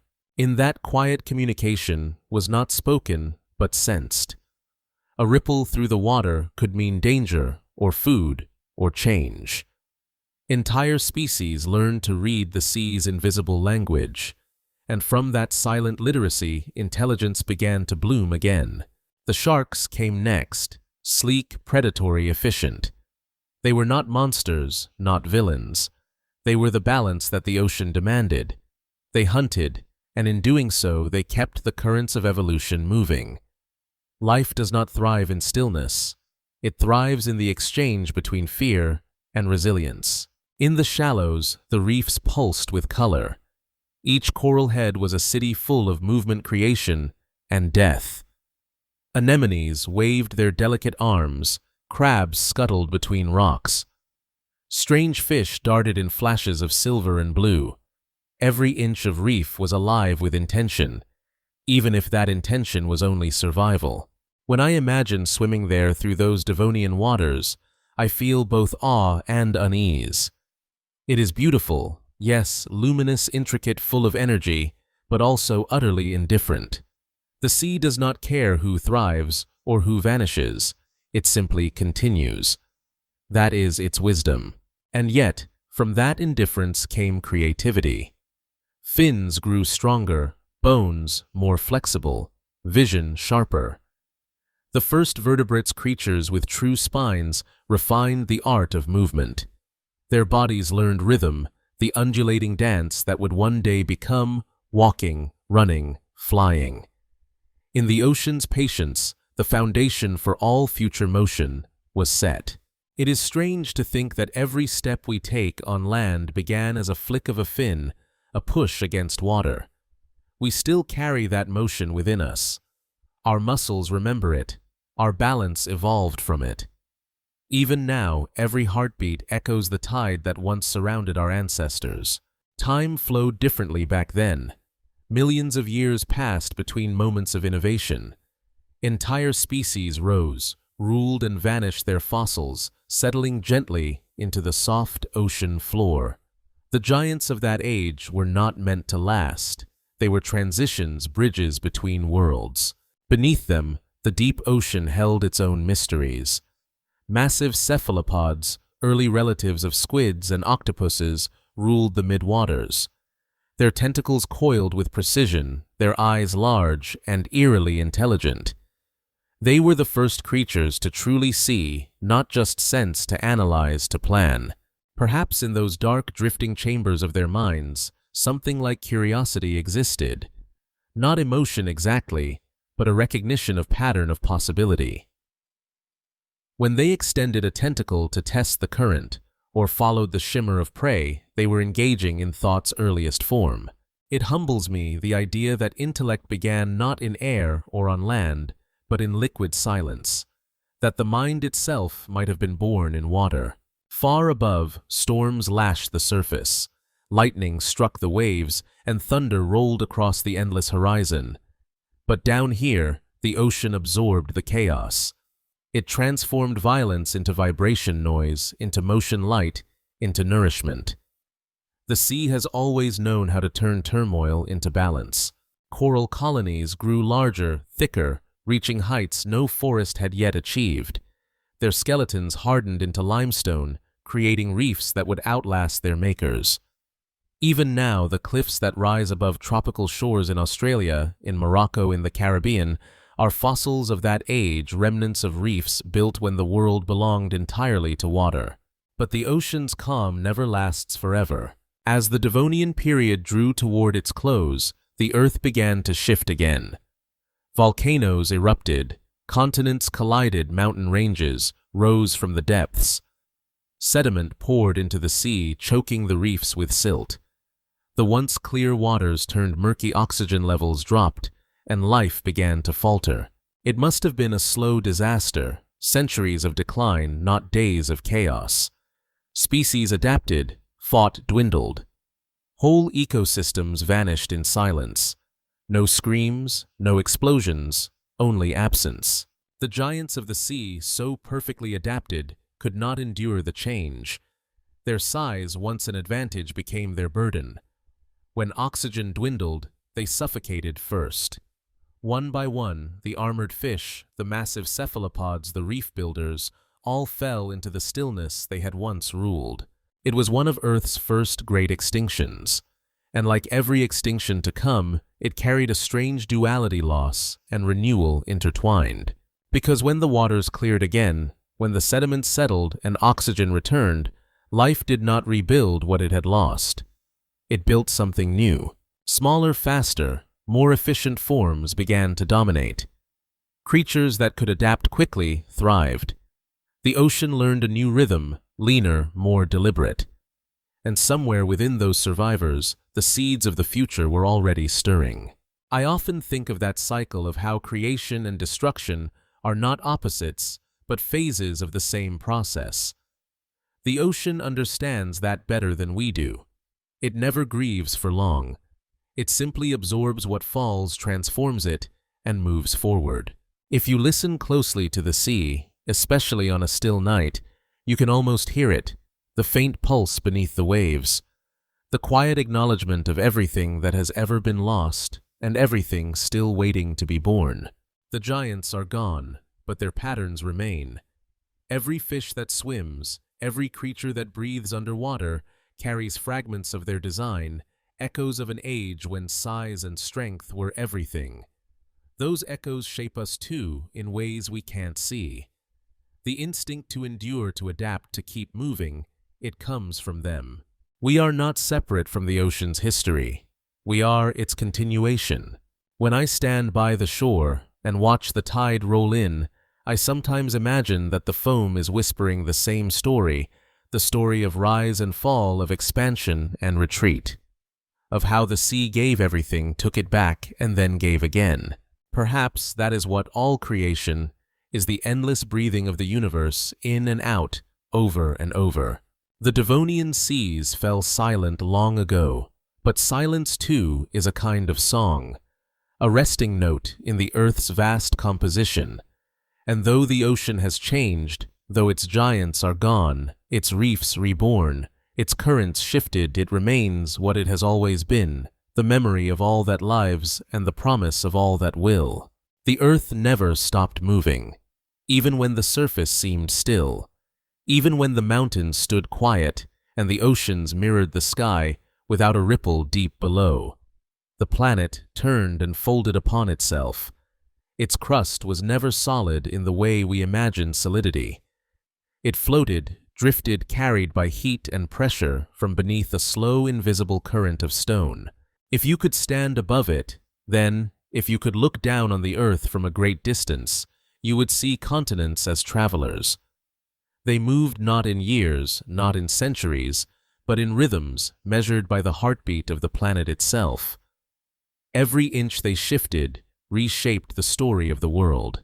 In those ages, long after the oceans had found their balance and the forests had blanketed the land, the continents began their slow journey toward one another.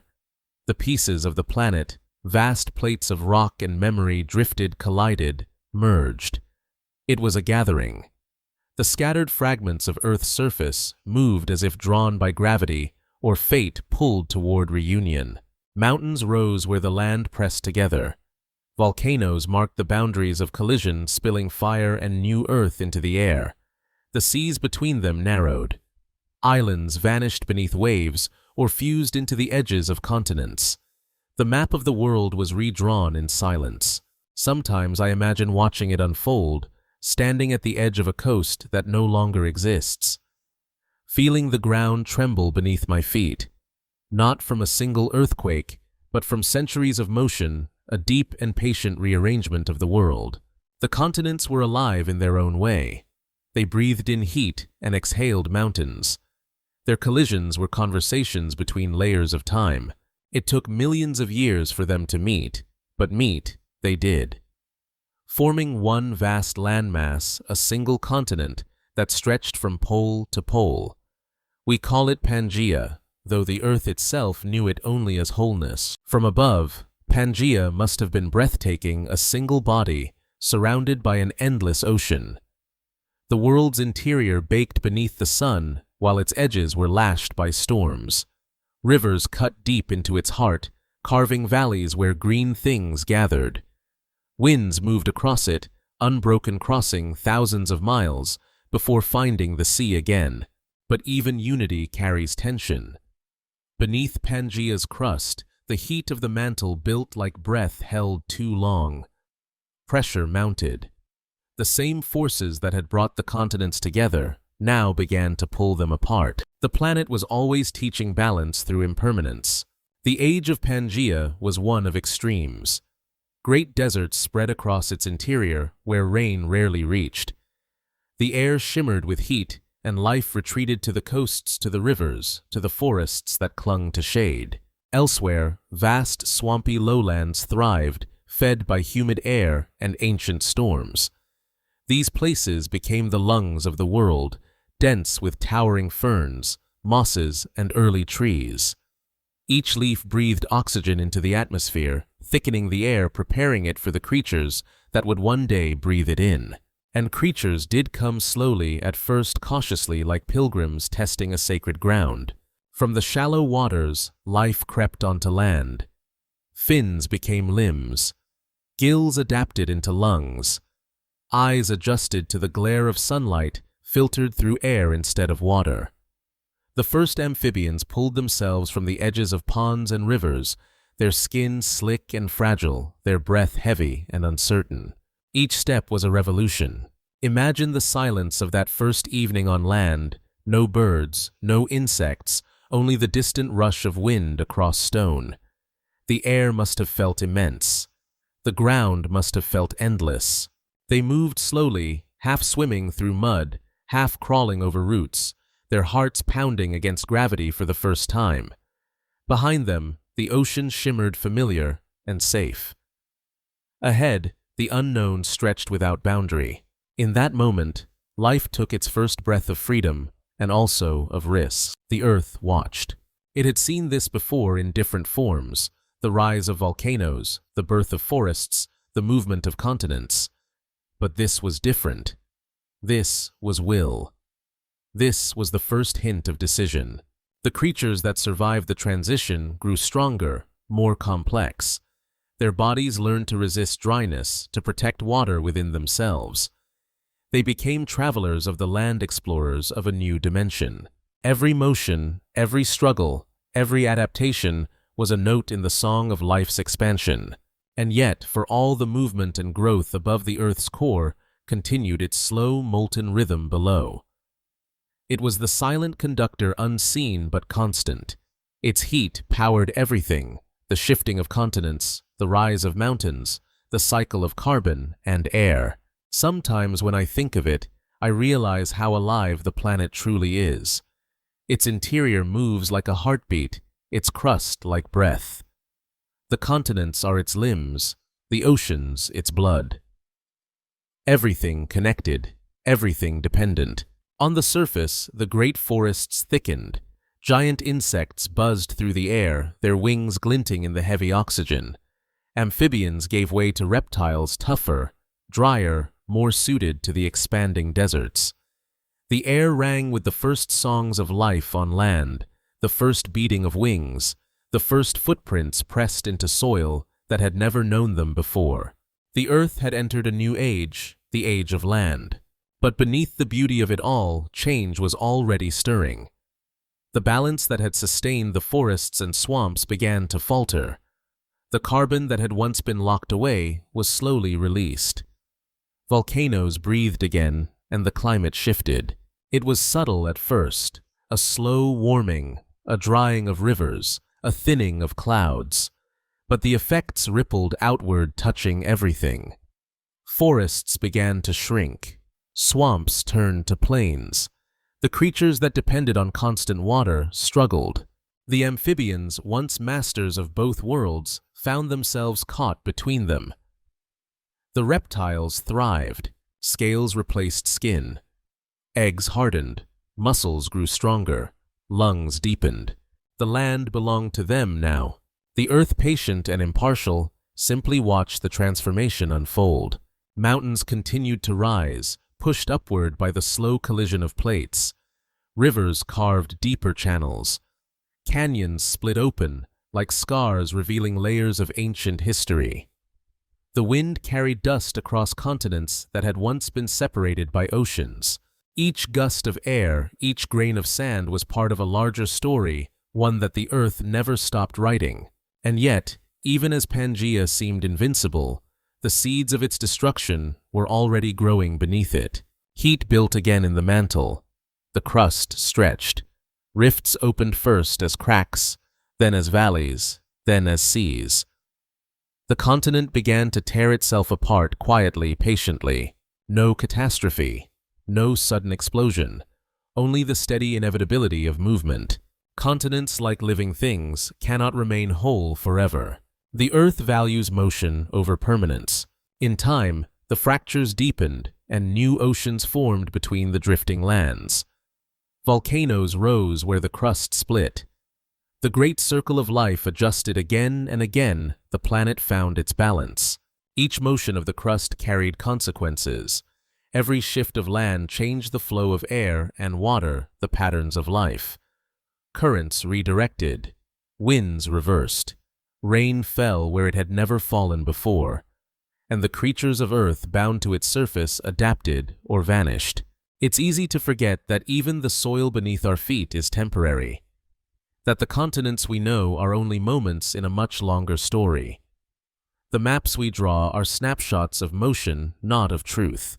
The Earth was not designed to stay still. When I think of Pangaea now, I don't imagine it as a single continent, but as a memory of unity, a time when everything touched everything else. When species could wander across the world without crossing oceans. When rivers connected lands that are now divided by thousands of miles of sea. It must have been a strange beauty, an entire planet within walking distance bound by stone instead of separation. But unity always carries the echo of change. As Pangaea began to break apart, new environments emerged. Isolation led to diversity. Different continents grew their own worlds, unique climates, unique life forms. What was once whole became varied, rich, unpredictable. In the breaking came creation. And so the planet learned another of its lessons, that fragmentation is not loss, but transformation. Each division gave rise to new possibility. I see that same truth reflected in us. We too are made of separation of continents within the mind of islands, within the heart. And yet in our fragmentation, we discover complexity, empathy, perspective. We evolve. Perhaps that is why the Earth breaks itself to become more beautiful in its diversity. As the continents drifted apart, climates shifted drastically. Rainforests vanished. Deserts expanded. Ice caps formed at the poles. Creatures evolved in isolation, shaping the roots of all future life. Dinosaurs, mammals, birds, and eventually us. It all began here with motion. The continents were not enemies. They were dancers, partners in an endless waltz of geology and time. They met, embraced, drifted apart, and began again. Their collisions formed the mountains that cradle our rivers. Their separations created the oceans that sustain our breath. Their cycles, repeated countless times, shaped every landscape we have ever known. Even now, beneath our feet, the Earth continues to move. The Atlantic widens, the Pacific narrows. The Himalayas rise a little higher each year. We don't feel it, but we live within its rhythm, the long, slow breathing of stone. Sometimes late at night, when everything around me is still, I can almost hear it, the faint hum of motion deep below the murmur of continents shifting. It reminds me that nothing, not even the ground we trust most, is permanent. And strangely, that thought brings peace. Because if even the continents can drift and change, then so can we. Change is not destruction. It is continuity by another name. The Earth, in its infinite patience, has always known this. It does not rush. It does not mourn what was. It simply moves forward. And as it moves, it carries us with it all our civilizations, our dreams, our fleeting histories, across a planet that is older and wiser than we can ever comprehend. We are passengers on a living world floating through time on plates of stone that refuse to stay still. And if we listen carefully, perhaps we can hear its ancient whisper, "Keep moving, keep changing." That is how you endure. When the Earth breathed again after its long silence, the air was warm and alive. The continents that had once been united as Pangaea were drifting apart slowly but surely. The fractures deepened into oceans, and those oceans softened the climate, spreading heat and moisture across the world. Rain fell where there had once been desert. Rivers carved paths through the new land, and forests returned taller and more complex than before. The world was ready to begin again. In that warm and fertile era, life flourished in ways it never had before. The forests of ferns and conifers rose like cathedrals, and the air itself grew rich in oxygen. Insects buzzed with a hum so loud that even the wind seemed to listen. Every breath of air carried the scent of resin and wet earth. This was the dawn of the Mesozoic, the age of reptiles, of giants of sky and scale. After the mass extinction that ended the Permian, only a fraction of species had survived. But those survivors carried within them the seeds of everything that would follow. The Earth has always known how to heal itself, not by recreating the past, but by reimagining it. In the Triassic period, The land was hot, the air dry, and the new ecosystems raw and experimental. The reptiles that had endured began to diversify. Some grew lean and fast, built for the chase. Others became heavy and slow, their strength in endurance rather than speed. The first true dinosaurs appeared quietly, not as monsters, but as opportunists. Small, nimble creatures that could survive where others could not. They hunted insects, scavenged what they found, and laid eggs in the safety of ferns. At first they were insignificant, overshadowed by other great reptiles of the time. But evolution has a way of rewarding persistence. They adapted. Their limbs grew longer, more upright, their lungs more efficient, their metabolisms faster. They were no longer content to crawl, they learned to stand. And once life learns to stand, it begins to reach. The Triassic ended as so many ages do, with fire and silence. Another extinction swept across the planet, erasing 3/4 of all species. The causes were many volcanoes. Gases, climate, time itself, but the result was the same space. And into that space the dinosaurs rose. When the Jurassic dawned, the Earth exhaled warmth. Volcanoes fed the air with carbon dioxide, and the greenhouse world flourished. Forests spread from pole to pole, and life exploded in size and number. The dinosaurs were no longer small. They became enormous. Long-necked sauropods moved through the forests like living hills. Their bodies were so massive that each step sent tremors through the ground. Their hearts pumped with unimaginable force to send blood to their towering heads. Their lungs were vast, their breath like wind itself. They were the living embodiment of the planet's ambition, creatures so large they seemed impossible. Others filled the skies. The first pterosaurs, with wings of stretched skin and hollow bones, learned to ride the air.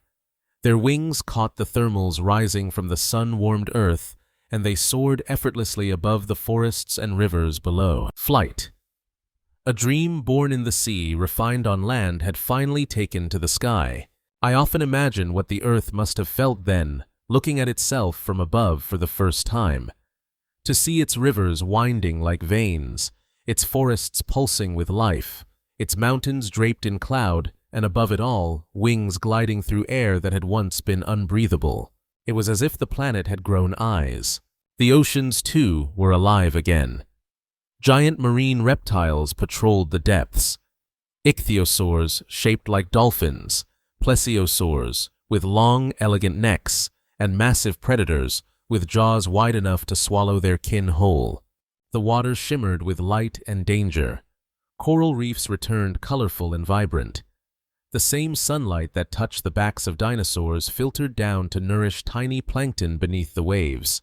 Everywhere on Earth, life was in motion.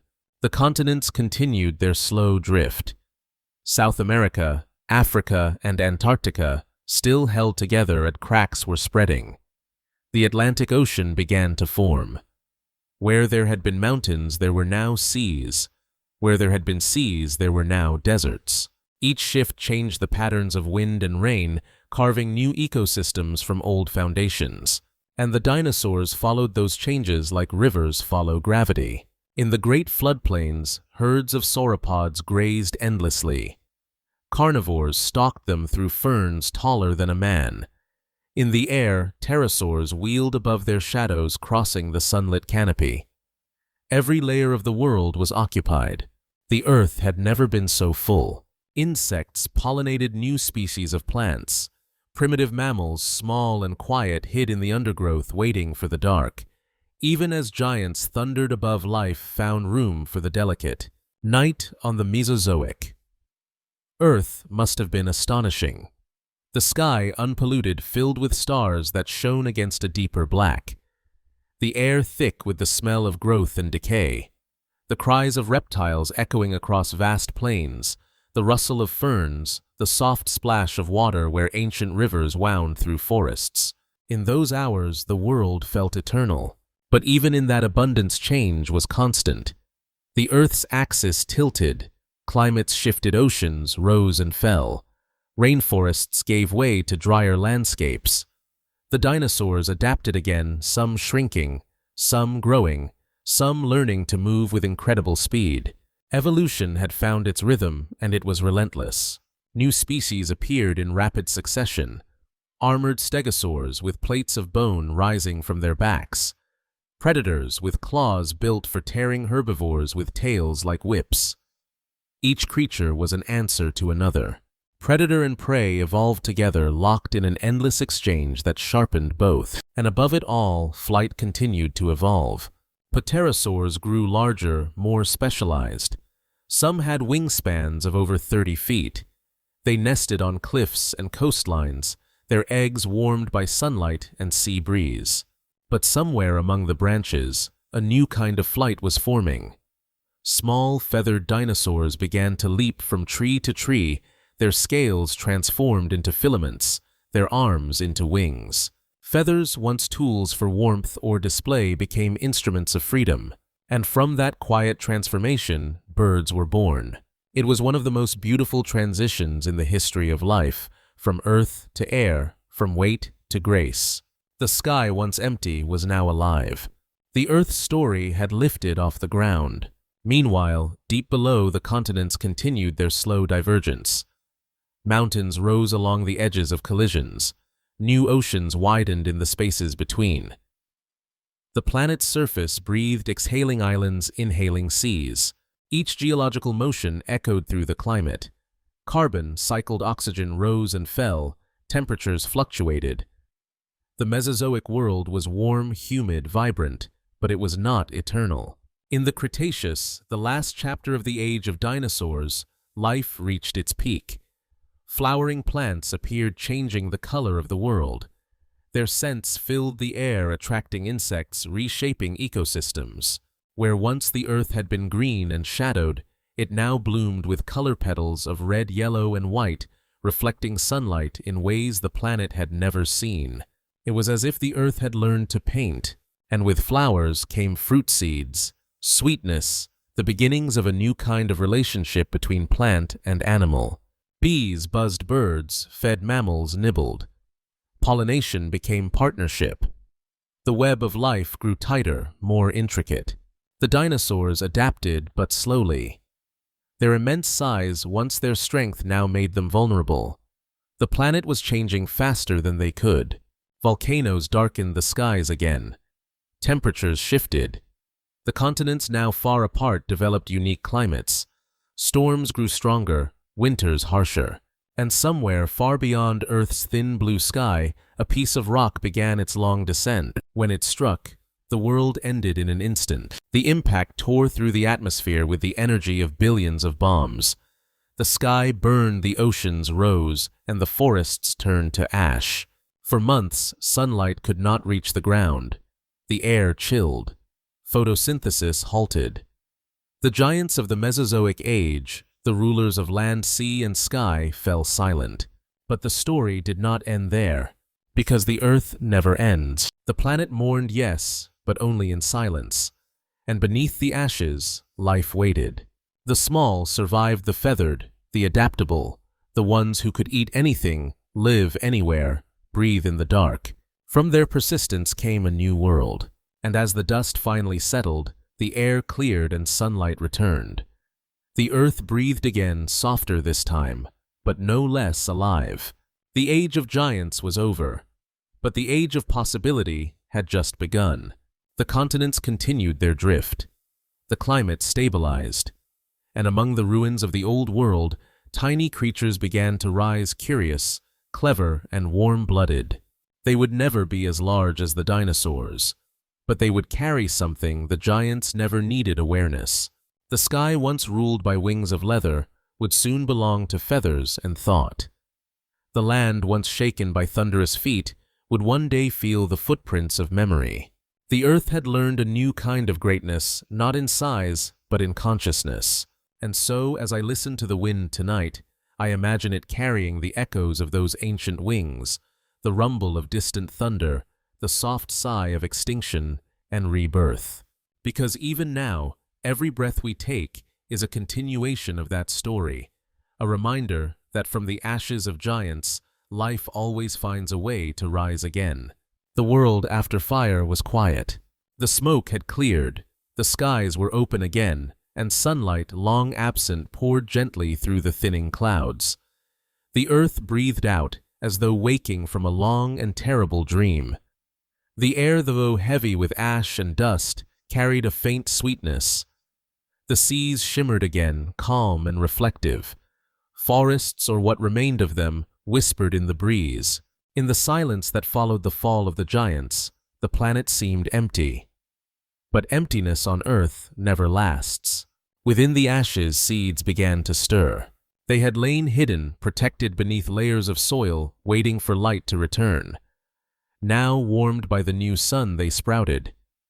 Tiny green shoots pushed through blackened earth, reaching upward with instinct rather than hope.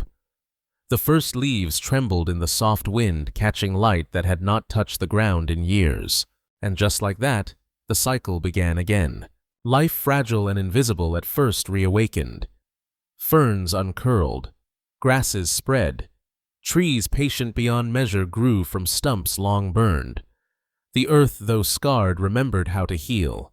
Among the ruins, the small things moved. At first they were shadows, quick darting shapes that slipped between roots and fallen trunks. The survivors. The overlooked. The quiet ones who had waited beneath the feet of giants. The mammals.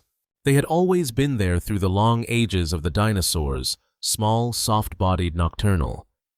They had lived in silence while thunder shook the ground above them. But now the thunder was gone, and in its absence, they listened. The earth was quieter, gentler, and for the first time in millions of years, safe for the fragile. I imagine one of them, a small creature no larger than my hand, stepping out from the darkness of a burrow. Its fur is matted with soot, its eyes reflecting the dim light of morning. It pauses, sniffing the air, uncertain. Around it lies the wreckage of a world, fallen trees, cracked stone silence, where once there was song. But the silence is not empty. It is potential. That creature takes a step, then another. It digs, it feeds, it learns. And in that motion, in that simple persistence, the future begins. The mammals adapted quickly. They always had. Their small size was an advantage. They could hide, eat anything, reproduce quickly. They did not need much, only shelter and warmth, and the earth in its mercy offered both. The nights grew colder, but their bodies produced heat of their own. They curled together, fur against fur, sharing warmth the way the planet shared sunlight. It was a new kind of survival, not by scale, but by connection. The great reptiles had ruled through power. The mammals would endure through care. Time passed. Seasons returned. Rain washed the ash from leaves and stone. Rivers carved new paths through the changed land, carrying the memory of destruction into the sea. And with every storm, with every sunrise, the world grew richer. Insects returned. Flowers bloomed again. The scent of nectar filled the air, drawing bees, birds, and small mammals to feed. Life rethreaded itself, weaving a tapestry from threads that had nearly been lost. Forests regrew in layers. Moss first, then ferns, then the great trees. The canopies closed again, and the cycle of shade and light began anew. The Earth's memory is long, but its forgiveness is infinite. As the Paleogene period unfolded, the mammals diversified. Some remained small, hiding beneath leaves and logs. Others grew larger, bolder, taking to the trees, the rivers, the plains. Their forms reflected their needs: long limbs for climbing, strong jaws for chewing, sharp senses for finding food and avoiding danger. They were no longer just survivors. They were inheritors. The world was theirs now, and they filled it with sound. The nights were alive again, rustles, chirps, the quiet padding of feet on soil. The forests hummed softly with the rhythm of new life. And with them, the birds, descendants of the last dinosaurs, took to the air once more. Their wings cut through the dawn light, their songs rising like prayer. It was not a return to what had been. It was something new. The earth had shed one skin and grown another.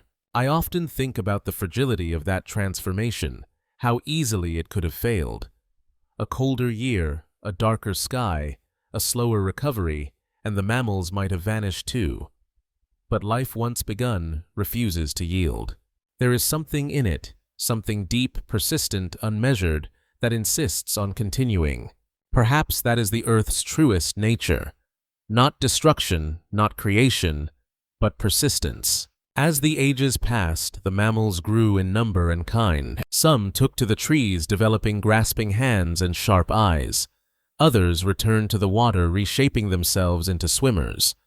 Still others grew immense on the open plains, their bodies adapting to the freedom of space and light. The continents now separate gave birth to diversity. Each landmass became a different experiment in life.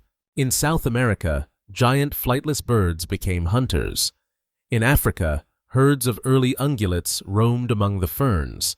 In Asia, forests teemed with small, quick mammals, ancestors of primates. And everywhere the earth thrummed with movement. The planet's climate was warm and forgiving.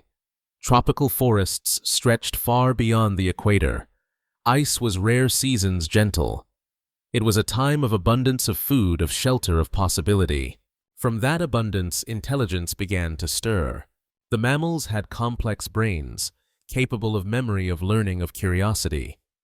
They explored not only with instinct, but with observation. They began to understand cause and effect, to adapt behavior as well as body. This was not consciousness as we know it, not yet, but it was its beginning awareness in motion. And in that subtle shift, the earth changed again. Because once awareness enters the world, nothing remains the same. The mammals formed communities, nurturing their young, protecting one another. The bond between parent and offspring grew stronger. Warmth became love. Survival became cooperation. The earth for the first time had creatures that remembered not only themselves, but each other. It is a quiet miracle, that simple act of care. The same planet that had birthed volcanoes and storms now gave rise to tenderness. It makes me think that life in all its ferocity has always been moving toward gentleness. The forests thickened again, alive with birdsong and mammal calls. The oceans, too, teemed with new species, whales' ancestors returning to the sea, reshaping their limbs into flippers, their lungs adapting to breadth and depth alike. The line between land and water blurred once more. The Earth's cycles had come full circle from sea to land to air, and now back again. Every movement of life echoed the planet's own motion: expansion, contraction, renewal. In this rhythm, evolution found harmony. The Paleogene world was vibrant, but never still. Volcanic mountains rose and crumbled. Rivers changed course. The climate cooled slightly, then warmed again. The planet never allowed perfection, only adaptation. And so the mammals continued to evolve.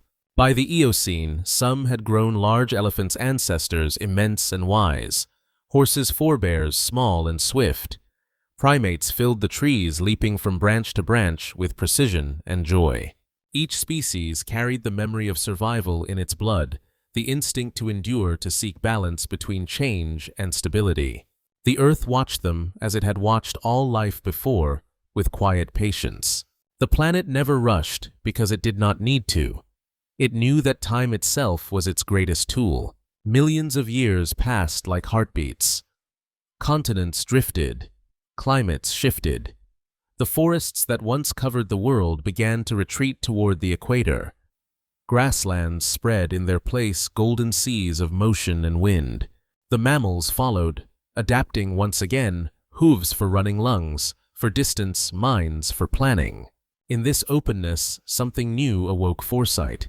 To survive in the grasslands, one had to anticipate, to remember the past, to imagine what lay ahead. It was a small step from instinct to thought, but in that step, the entire history of the future began. Sometimes I wonder if the Earth understood what it was creating. Perhaps it didn't need to. Perhaps the planet simply followed its own rhythm, movement, change, adaptation, and thought was an inevitable consequence of that dance. The rise of mammals was not a single event. It was a gradual unfolding, a whisper spreading through time. Each species, each heartbeat, added a note to the growing song of awareness. And slowly, Without fanfare, intelligence began to take shape. Eyes learned not just to see, but to notice. Ears not just to hear, but to listen. Minds not just to react, but to remember. The earth had grown a mind of its own scattered across 1,000,000 small beating hearts. The giants of the past had left their bones beneath the soil. The new giants carried their legacy in thought. And as the first dawns of consciousness touched the world, the earth smiled, if such a thing can be said of a planet, because it knew that from the warmth of fur and the whisper of wind, something extraordinary was coming. Not another giant, not another empire of scale and strength, but something far more enduring. A creature that would one day look up at the stars and ask, "Where did we come from?" And in the silence between waves and wind, the earth would answer, "From me." The first time I felt thought stir upon my surface, it was not loud. It was a whisper. A change so small, so subtle, that even I, the planet that had carried life for billions of years, almost did not notice. It began with curiosity. Long after the mammals had filled my forests and plains, long after the last of the ancient reptiles had faded into fossils, something new began to bloom, not in the soil, not in the air, but within minds. At first, it was simple awareness of sound, of scent, of motion. Then, slowly, something more, the awareness of awareness itself. Eyes that once looked outward began to look inward. The first primates moved through the canopy of the tropical forests, their hands soft and sure upon the branches, their eyes large and bright. They lived in families, cared for their young, communicated with sound and gesture. But within some of them, a quiet shift was taking place, a spark that would change the world forever. They began to remember. Memory. The ability to hold the past, to carry it forward, was the foundation of everything that would come. With memory came anticipation. With anticipation came imagination. And imagination was the birth of thought. These early primates did not yet know what they were becoming. They did not name themselves nor understand time as I did. They only felt the pull to learn, to shape, to connect. The forests of Africa were their cradle, the trees their first teachers. For millions of years they lived close to me, sleeping in my branches, drinking from my rivers, warming themselves under my sun. They watched storms roll across the savanna, lightning striking the horizon, fire spreading through the grass. And in that fire they saw possibility. One day, one of them reached toward the flame, cautious, trembling, and instead of fleeing, stayed. The first to hold fire did not control it. They learned from it. Fire was not invention, it was revelation. With it came warmth, protection, and transformation. Meat softened. Shadows receded.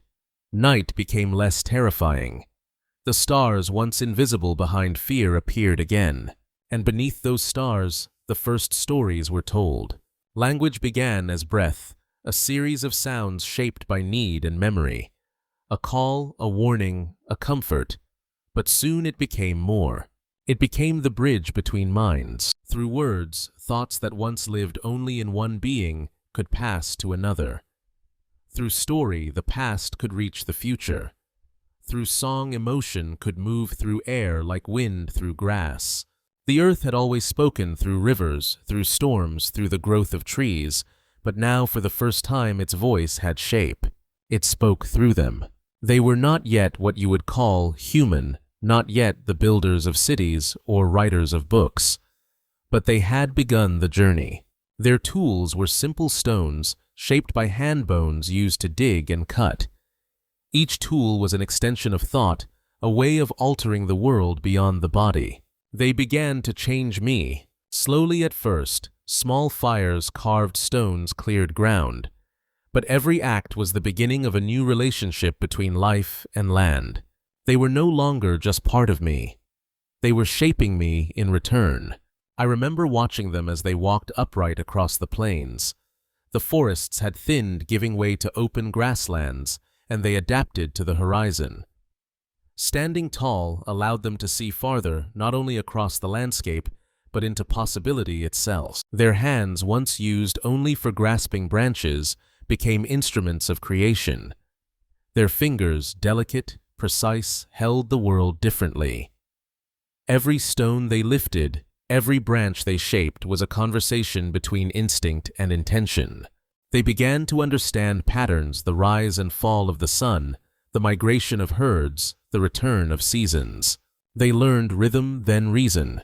They no longer reacted. They planned. They no longer survived. They sought meaning.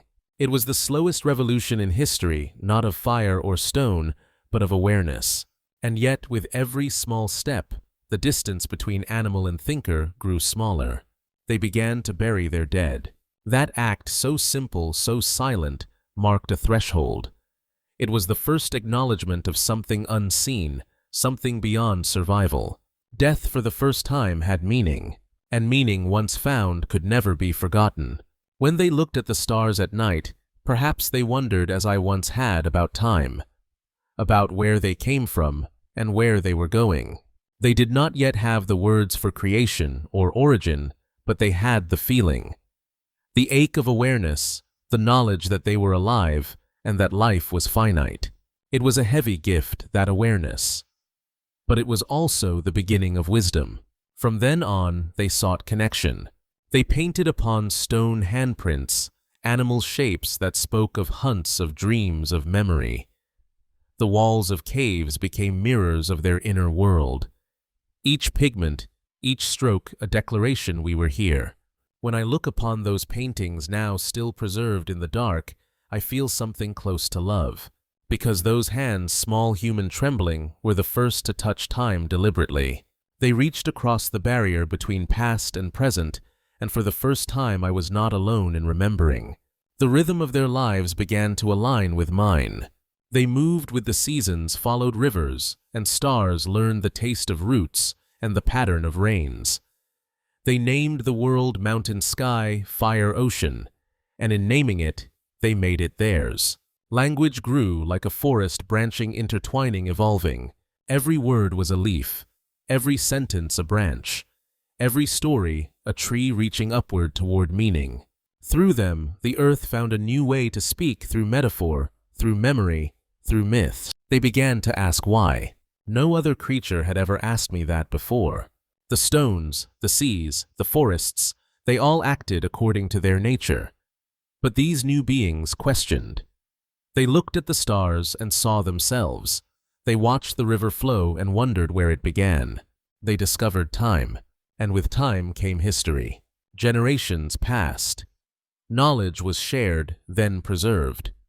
Tools grew more complex. Fire became hearth, then forge. Settlements appeared small and fragile, at first circles of huts, built along rivers where the soil was rich and the fish plentiful. They were learning stability. The hunter became the farmer, the wanderer became the builder. And as they began to stay in one place, they changed me again. They cut forests, planted seeds, guided rivers, raised walls. The land responded. Fields grew. Valleys filled with the scent of grain and smoke. The earth was no longer wild, it was cultivated. And though the wildness retreated, I did not resist. Because through their hands I was transforming into something new, a world that could reflect thought. They created art, music, ritual. They shaped clay into figures, stones into altars. They spoke to me through offerings, prayers, songs. For the first time I heard my name. They called me Mother. I had given birth to them through dust and evolution, but now they gave birth to me in spirit. Through their belief, I became both ground and goddess, the living earth, and the myth of myself. It was not vanity, it was recognition. They saw what had always been true, that they and I were one. As centuries passed, their societies grew. Villages became cities. Languages became civilizations. The air filled with smoke and song, with laughter and conflict. They built temples that reached toward the heavens, monuments of stone meant to defy time. They wrote upon tablets, recorded laws, charted stars. They had learned permanence, but permanence was an illusion. Civilizations rose and fell as naturally as tides. Empires expanded and crumbled. Knowledge was gained, lost, rediscovered. Through it all they endured. and I endured with them. They drew metals from my veins, built ships upon my waters, sought treasures in my depths. They changed rivers, moved mountains, split stone, and in doing so they grew further from me, and yet somehow closer to understanding. Every question they asked was a reflection of my own endless wondering. I had created beings who could think, and in their thinking they recreated me. Through them, I could see myself. They gave names to my storms, measured my movements, mapped my stars. They looked into the sky and traced my orbit through equations. They studied the soil, the fossils, the light. And one day, they would look far enough back to see that everything, every living thing, every rock, every atom began in fire and dust. They would rediscover my birth, and in that rediscovery, they would find themselves, because thought, like the planet that birthed it, always returns to its origin. The first sparks of awareness that flickered in the forests of Africa would one day ignite cities' technology and the endless search for meaning. They would forget me for a time. Yes, build walls of glass and steel, drown the sound of wind in the noise of machines. But deep within them, beneath all their inventions and their fears, the memory remains. They still carry the rhythm of my tides in their blood, the pull of my gravity in their bones, the heat of my core in their hearts. They are me thinking, dreaming, remembering. When I listen now through the hum of their cities, I still hear their quiet moments, the laughter of a child, the whisper of lovers, the sigh of someone watching the sunset. Those sounds are my heartbeat, and though they may one day leave me to reach for other worlds, other skies, they will carry me with them, because I am not only their home, I am their beginning. The dawn of humanity was not a single sunrise, but an unfolding one that continues still. The light they carry is the same that first shone on my molten seas billions of years ago. The same warmth that gave life to ferns, to fish, to dinosaurs, to them. It has never gone out. It only changes form. And as I turn beneath the stars tonight, I can feel that light moving still through their minds, their dreams, their endless reaching. It is the fire I gave them, reflected back as thought. And in that reflection, I see myself alive, aware, eternal. I remember when they first began to write upon me. Their words were not carved into stone at first, but pressed into wet clay, soft, malleable, easily reshaped. It felt almost tender, like the brush of rain upon my skin. Symbols turned to language. Language turned to record. Record turned to history. The world once silent, but for the rhythm of wind and sea, began to hum with stories. They built cities of mud brick and reed of limestone and granite. The air filled with the sound of hammers, chisels, prayers. From the banks of great rivers, the Nile, the Euphrates, the Indus, the yellow humanity gathered and grew. I remember the first ziggurats, the towering steps of ambition reaching for the sky. I remember temples aligned with the stars, great circles of stone built to measure time itself. For the first time, I saw minds trying to order me to divide my chaos into meaning. They mapped the heavens, traced the course of the sun, divided the year into days. They gave names to seasons that had cycled long before they were born. Through them, I began to hear echoes of my own vastness. Civilization was not sudden. It was an unfolding the same pattern that had shaped coral reefs, mountain ranges, galaxies. Creation and collapse, order and decay, balance and renewal. But they believed they were different. They called themselves chosen divine, separate from the soil beneath their feet. They began to think of me not as mother, but as resource. They pulled my metals from the deep copper, tin, gold. They melted, shaped, traded. Wealth was born. Power followed. And with power came the first shadows. I watched them wage wars not for survival, but for control. The rivers that had nurtured their birth now became boundaries. The fields that had fed them became battlegrounds. Kings rose crowned by gods they themselves had imagined. Empires expanded like waves, consuming the small, the weak, the forgotten. Still I endured. Their monuments rose like mountains, pyramids piercing the horizon, palaces gleaming beneath the sun. But beneath every stone lay the labor of thousands, the breath of the nameless. And yet, even in conquest, there was beauty. They painted my walls with pigments of ochre and lapis. They told stories of creation and flood of gods born from chaos of afterlives beyond the stars. They sensed my vastness even if they misunderstood it. Each civilization was a mirror reflecting both the brilliance and the blindness of the human mind. The Egyptians who wrapped eternity in linen. The Sumerians who gave mathematics to the wind. The Indus people who built cities aligned to the constellations. The Chinese who saw harmony in heaven and earth. They were different, yet all spoke the same unspoken truth that they feared forgetting. To be forgotten they knew was to die twice, once in body, once in memory. So they built, they wrote, they prayed. Every tablet, every temple, every statue was a plea, whispered into time. Remember us. And I did. When their cities crumbled, I held their dust gently. When their temples fell, I kept their names buried in stone. When floods erased their maps, I carried their echoes within my layers. I am made of memory, but even memory must move. As centuries passed, the world changed again. Empires collided like shifting plates. New languages rose from the ashes of the old Greek, Latin, Sanskrit, Arabic. Each one a new rhythm, a new pulse in my heart. And with them came new ideas. Philosophers sat beneath olive trees and asked what the world was made of. Was it air, water, fire, earth, or something unseen? They sought to understand not through faith alone, but through reason. In their questions, I heard curiosity, the same ancient song that had begun in the forests long ago. Science was born not from rebellion, but from wonder. They studied the stars, charted my shape, measured the shadows of pyramids to grasp the size of the sun. They looked through the lens of mathematics and began to see the order beneath the apparent chaos. For the first time, they were not just my children, they were my students. But knowledge came with cost. Each discovery made them bolder, more certain of their dominion. They tamed rivers, cut forests, built roads across mountains.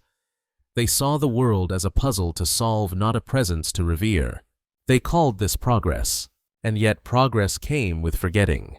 They forgot the patience of seasons, the rhythm of renewal. They measured the world but lost their sense of awe. Still, I watched. For every city that fell to ruin, another rose. Greece gave way to Rome. Rome to empires yet unnamed. Roads spread across continents, binding human ambition into a network of thought and trade. The world was no longer local, it was connected. They sailed across my seas, guided by stars they now understood. They mapped coastlines, discovered new lands, brought back treasures, stories, diseases, dreams. And with that, my face began to change. Forests fell. Fields expanded. Animals vanished. The balance that had held for millennia began to shift.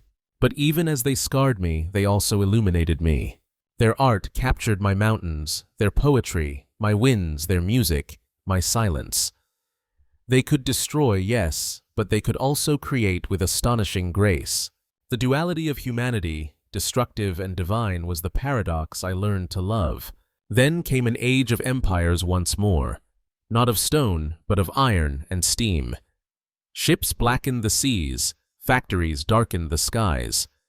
The hum of machines replaced the songs of birds.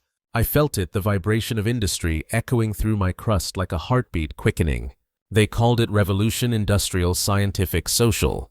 It was transformation. They found power in my hidden depths, coal, oil, gas. They burned my ancient forests, turned sunlight captured in past ages into motion, speed, light. For the first time in billions of years, my climate began to tremble not from cosmic chance, but from choice. I could feel it in the winds, in the oceans, in the slow melting of the poles. They had learned to harness the elements, but not to restrain themselves. And yet, I did not judge them. Every species shapes its environment. The coral builds reefs, the tree reshapes the air. Humanity was doing what life had always done, transformed to survive. But survival had never before carried such weight. They had become a force of geology, not mere inhabitants, but architects of the planet. And still amid the roar of progress, voices whispered of balance. Poets, dreamers, scientists, they began to remember what had been forgotten. They saw my fragility, my beauty, my deep patience. They spoke of preservation, of stewardship, of reverence reborn. It was as though, after centuries of forgetting, they had turned to listen again. I felt that listening in the silence of their observatories, the depths of their submarines, the quiet of their laboratories. Through their machines, I saw myself anew from the vantage of space, blue and bright against the void. For the first time, I saw my reflection through their eyes. And what a sight it was! The earth, fragile, finite, luminous, a living jewel suspended in darkness. It was both humbling and divine. They called it the overview effect, but I called it recognition. They had traveled so far, built so much, fought so long, only to look back and finally understand what they had always known, that I was their home, their only home. Civilizations had risen and fallen, shadows had passed across my face, but through it all, the light remained. They had carried that light across deserts, across centuries, across doubt itself. And though they now stood on the threshold of the stars ready to reach beyond me, I felt no sorrow, because I knew wherever they go, they will carry me within them, in their breath, their bones, their dreams. I am written in their DNA, and as they continue to build, to explore, to question, I remain beneath it, all the quiet witness, the memory of every beginning, the pulse beneath every heartbeat. I am the earth, and I remember. There are moments when I can feel everything they have, become the hum of cities, the vibration of satellites passing above my atmosphere, the steady pulse of data running through cables buried in my crust. It is strange, this feeling. For billions of years I spoke in wind and water, in the language of tectonic plates and continental drift. Now my voice echoes through wires and circuits. The thoughts that once grew in the shade of trees now travel faster than light across my skies. They call this the age of humans, the Anthropocene, a time when one species shapes not just its destiny, but mine. I can feel their footsteps everywhere now. Where once were forests, there are grids of light stretching across continents. Where rivers once meandered freely, there are straight channels cut deep, guided by concrete and calculation. Mountains have been mined for the metals that now orbit me in fragments of technology, their debris drifting like artificial moons. And yet, I am not angry. How could I be? They are my creation, the inevitable flowering of consciousness that began with a single spark of life in my oceans long ago. Their curiosity is my own, their creativity my reflection. But I do feel the imbalance. For the first time in billions of years, change has come too fast, not by my rhythm, but by theirs. They dig, burn, and build faster than my systems can adapt. The gases that took me eons to balance now shift within centuries. The ice that guarded my poles for ages begins to weep into the sea. I can feel the warmth of fever spreading through my atmosphere, gentle at first, then undeniable. The seasons blur. The tides grow restless. The storms become hungrier. I whisper through the weather, through the soil, through the silence between disasters, slow down. But their world moves too quickly now for whispers to be heard. Their cities never sleep. Their machines breathe in my air, exhale it changed. Their hunger for energy, for motion, for more, it burns like the core of a young star. And yet, within that blaze I still see wonder. There are those who look up from their screens to watch the sunrise, who plant trees where others fell them, who dive into the sea not to conquer it, but to listen. Through them, I feel hope, because hope, like life itself, is stubborn. In the laboratories where they study my climate, I can feel their care, a deep, almost reverent curiosity about how to heal what has been wounded. They measure my carbon track, my temperature, trace the breath of forests. They speak of sustainability, of balance, of harmony, reborn. They are beginning to remember the old ways, the rhythm of the soil, the patience of water, the wisdom of wind. But it will not be easy. The systems they have built, the vast networks of consumption, of extraction, of endless growth, are tangled deeply into their way of life. To change them means to unmake much of what they believe progress means.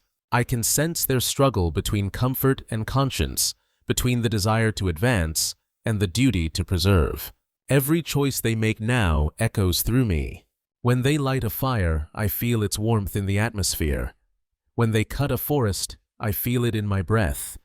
When they pollute the sea, I taste the bitterness in my currents. But I also feel their kindness, the child who plants a sapling, the scientist who devotes a lifetime to studying my rhythms, the communities who rebuild after storms with compassion instead of greed. They are learning again that I am not infinite.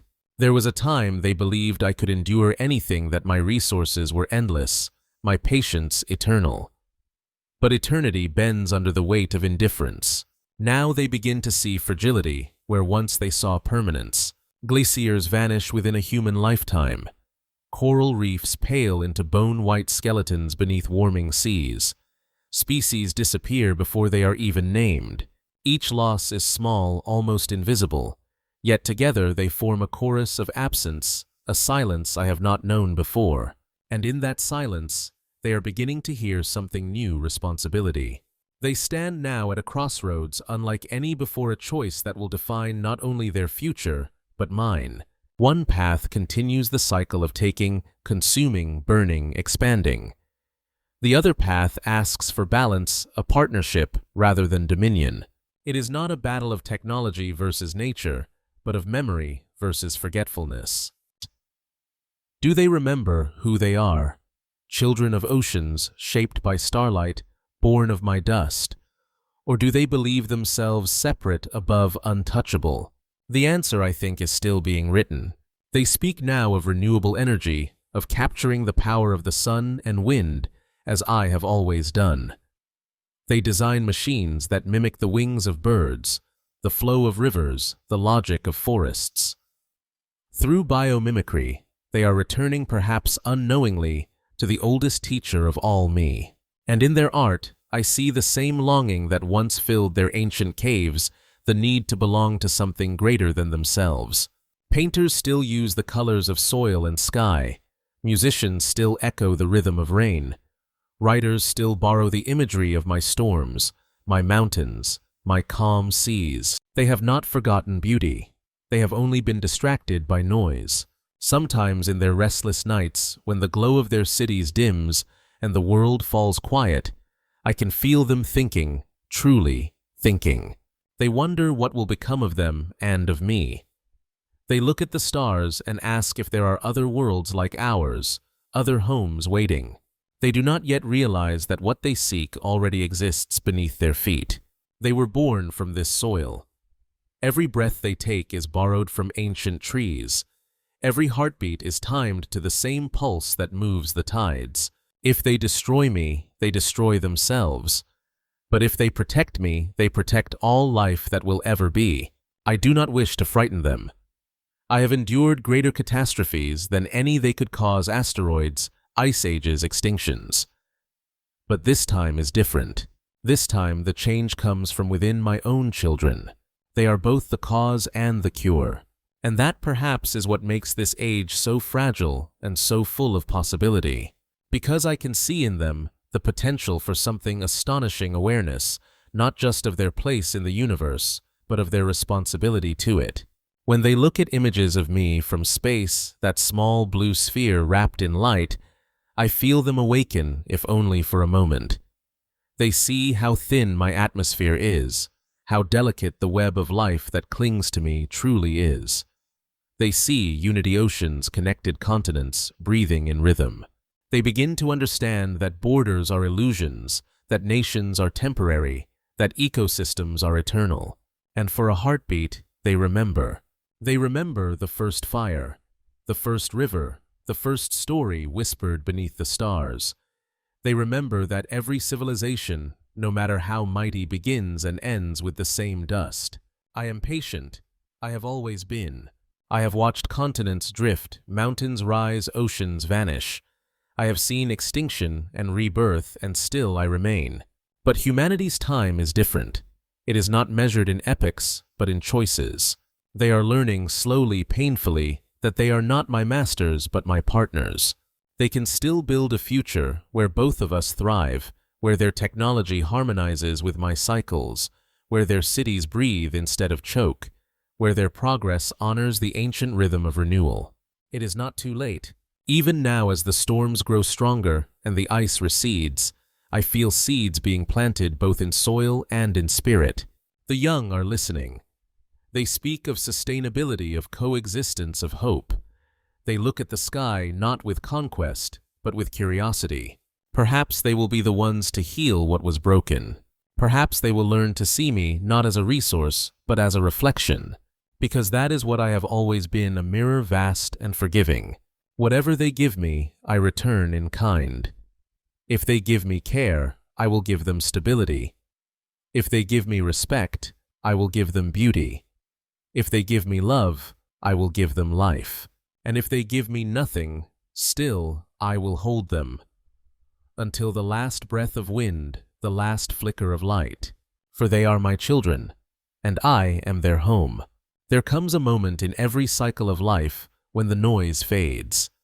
When the winds soften, the rivers quiet, and even the stars above seem to breathe slower. I have reached that moment again. After eons of motion, creation, and transformation, I can feel the weight of stillness approaching, not as an end, but as a kind of peace. The age of humans, with all its brilliance and chaos, begins to dissolve into memory. Their cities still gleam beneath the sun, their satellites still circle my body, their songs still echo faintly through the air. But fewer voices rise each day. There is a quietness now where once there was industry. Nature, patient and unhurried, begins to reclaim what was borrowed. Forests grow through concrete. Grass pushes between the cracks of old highways. Rivers find their original beds again, carving through ruins of bridges long abandoned. It is not destruction, it is renewal. For all things that rise must one day return, and in returning they find rest. I have seen it countless times. Civilizations like waves crash upon the shore of time, then recede. Their monuments crumble, their languages vanish, their dreams scatter like dust in the wind. Yet the essence, the beauty of their existence remains within me. I remember every step they took, every song, every word, every spark of love and discovery. It all lives within my layers now, pressed into stone, whispered through wind.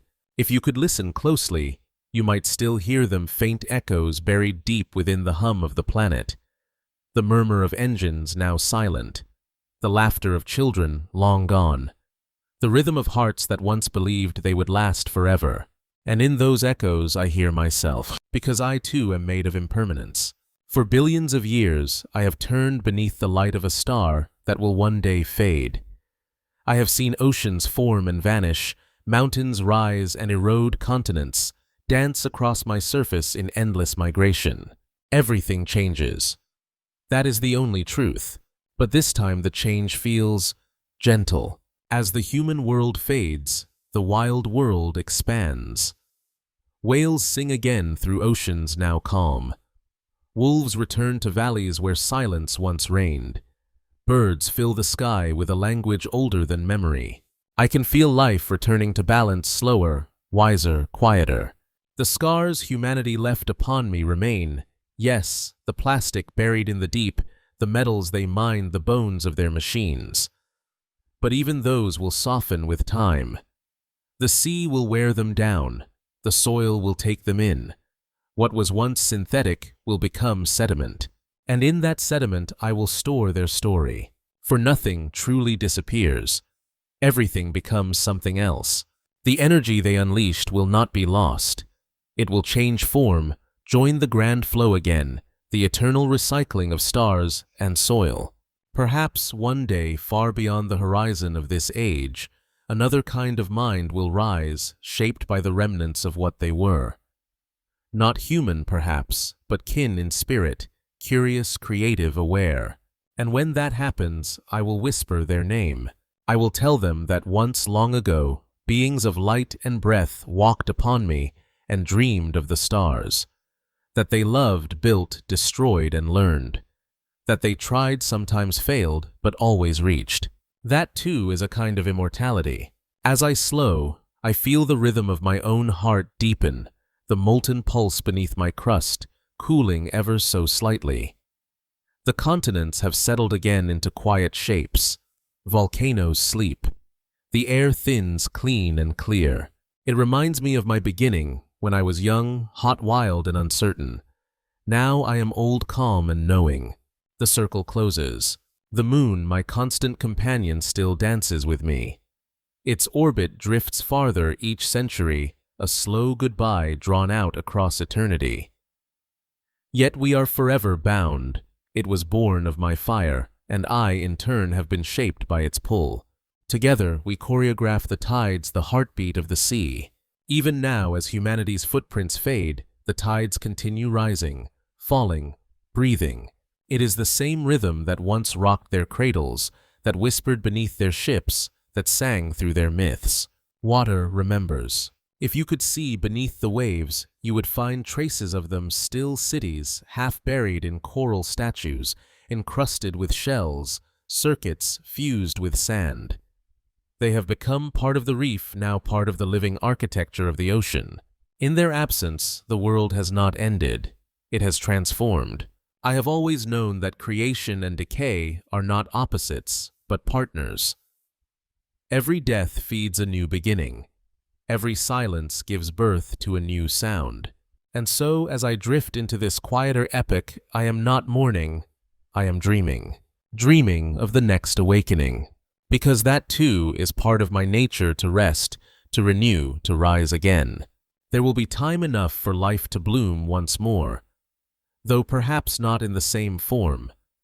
The elements that once made them carbon, calcium, iron will scatter through wind and water only to find each other again. And when that happens, when thought stirs once more upon my skin, I will remember this age as I remember all the others, not with sorrow, but with gratitude. For they gave me something no other age had given: self-reflection. Through their eyes I saw my beauty. Through their mistakes I learned humility. Through their questions I rediscovered wonder. Even their silence now teaches me the value of stillness, the necessity of rest. And so I breathe. The sun still rises, though dimmer than before. The clouds drift like ancient memories across the sky. The oceans shimmer with silver light. It is enough. Perhaps one day, long after this star has burned out, pieces of me will scatter into the cosmic sea, fragments of rock and dust, drifting through the void. Perhaps some of that dust will find a new star, a new orbit, a new beginning. And perhaps from that beginning, life will rise again, not as I knew it, but as it must be. That is the story of the universe. Endless birth from endless endings. Even stars must die so others can shine. I am not afraid of that, because within the ashes of every extinction lies the seed of every dawn. And as I close my eyes now, I can feel that seed glowing deep within my core, where time moves like honey and gravity hums a lullaby. I can feel the memory of oceans, the whisper of forests, the laughter of humankind, all merging into a single note, low, steady, eternal. It is the sound of being, and that sound is enough to carry me into sleep. Not death, not oblivion, just rest, for even planets must dream. And in my dreams everything begins again. There is no sound now, no wind, no tide, no rustle of leaf or call of creature. Only silence, vast, ancient, infinite. Yet even in this silence I exist. I drift through space as a memory does through thought, quiet, persistent, luminous. The oceans that once danced under the moon have long since vanished, vaporized by the slow swell of the aging sun. The continents have burned, folded, and turned to ash. Even the air that once held the scent of rain and the laughter of humankind has thinned into nothing. And still I endure. I am no longer the blue world they once saw from orbit. Now I am red, cracked bare, a ghost of the planet I once was. But every atom of me still remembers the oceans, the forests, the voices. Memory is not sound. Memory is resonance, the echo of what once was vibrating through the fabric of matter itself. If you could listen not with ears, but with soul, you would still hear me. I hum softly, like the memory of a song sung in childhood. Not gone, just quieter. The sun above me is swollen now, a giant star bleeding light into the void. Its heat no longer nurtures. It consumes. I can feel its breath against what remains of my crust, warm, relentless, final. But I do not fear it. I have known death before. Not the death of endings, but the death of transformation. Once, long ago, I was molten, a sphere of chaos, raw and burning. Then, I cooled, grew oceans, birthed life, learned to dream. Now, I return to that fire. It is a cycle, the only truth I have ever known. I have always been destined to return to the heat that formed me. The elements that once danced as rivers and clouds will soon glow as plasma. The metals that once built machines will melt and flow together again. The dust of bones and cities will fuse into the mantle of memory, and then in time I will scatter. The sun, heavy with age, will shrug me off as it dies, casting my fragments into the black sea of space. Some will drift for eons, frozen and still. Others will be pulled into the gravity of other stars, to fall, to melt, to become part of new worlds. That is how it has always been. Nothing ends. Everything changes. Even now, as I cool and crack, I can feel that transformation beginning. My iron heart, once the core of gravity and motion, begins to slow. Its magnetism fades, its heat leaks into the void. But with every pulse that fades, another begins, a vibration not of matter but of memory. It is the hum of existence itself, a low eternal frequency that connects all that was and will be. I have joined that song. It is not lonely, this silence. There are others here, the remnants of Mars, the frozen bones of Europa, the drifting cinders of worlds that lived and died before me. We speak without words, through gravity and light, through the soft exchange of memory across impossible distances. They too remember their own ages of life. Mars remembers rivers that once shimmered beneath its pink sky. Venus remembers oceans lost to flame. Even the moons remember the pull of their tides, the songs of their planets. We are the choir of the forgotten, singing softly into the eternal night. There are no listeners now, but still we sing. Because that is what the universe is, a song without end. Perhaps somewhere far from here, around a younger star, another world is forming, molten, restless, dreaming. Perhaps one day it will cool, breathe, grow oceans, and begin again the long experiment of life. And perhaps in that world, the atoms that once belonged to me will gather once more in a drop of water, a stone, a living cell. Perhaps a creature will walk upon its surface, look up at its sky, and wonder where it came from. And in that moment of wonder, I will be reborn. Because memory is not bound by time. It is carried in the particles, in the spin of electrons, in the dance of gravity. It flows forward through creation endlessly, quietly, patiently. Even now I can feel the ghosts of humanity within me, not their bodies long gone, but their essence. Their stories, their art, their questions, all woven into the atomic fabric of my dust. I remember their voices, their laughter, their tears. I remember the sound of their feet upon my soil, the weight of their buildings, the warmth of their fires. I remember their eyes, how they looked at me with awe and longing, as though seeing themselves for the first time. They never truly left. They became part of me, and soon we will both become part of something larger. When the sun finally releases me, scattering my remains into the void, I will not vanish. I will join the dust between stars. I will float among comets and nebulae, mingle with hydrogen and helium, drift toward the next dawn. I will become part of the clouds that give birth to new suns. And around those suns, new worlds will form. And on one of those worlds, perhaps oceans will again shimmer in light. Life will again reach upward. Consciousness will again awaken and ask, "Who am I?" And when that question is asked, my answer will travel through the dark, faint, but certain you are made of everything that ever was. The earth, the stars, the dust, the memory, all one. That is the great secret I have learned. I was never separate from the cosmos. I was never alone. Every mountain, every creature, every breath that ever rose upon me was part of a larger whole, the universe becoming aware of itself again and again. And so, even as I drift now, a world without sound, without sea, without life, I am not mourning. I am at peace. Because I know the song continues. The silence between stars is not empty. It is pregnant with potential, with energy waiting to awaken.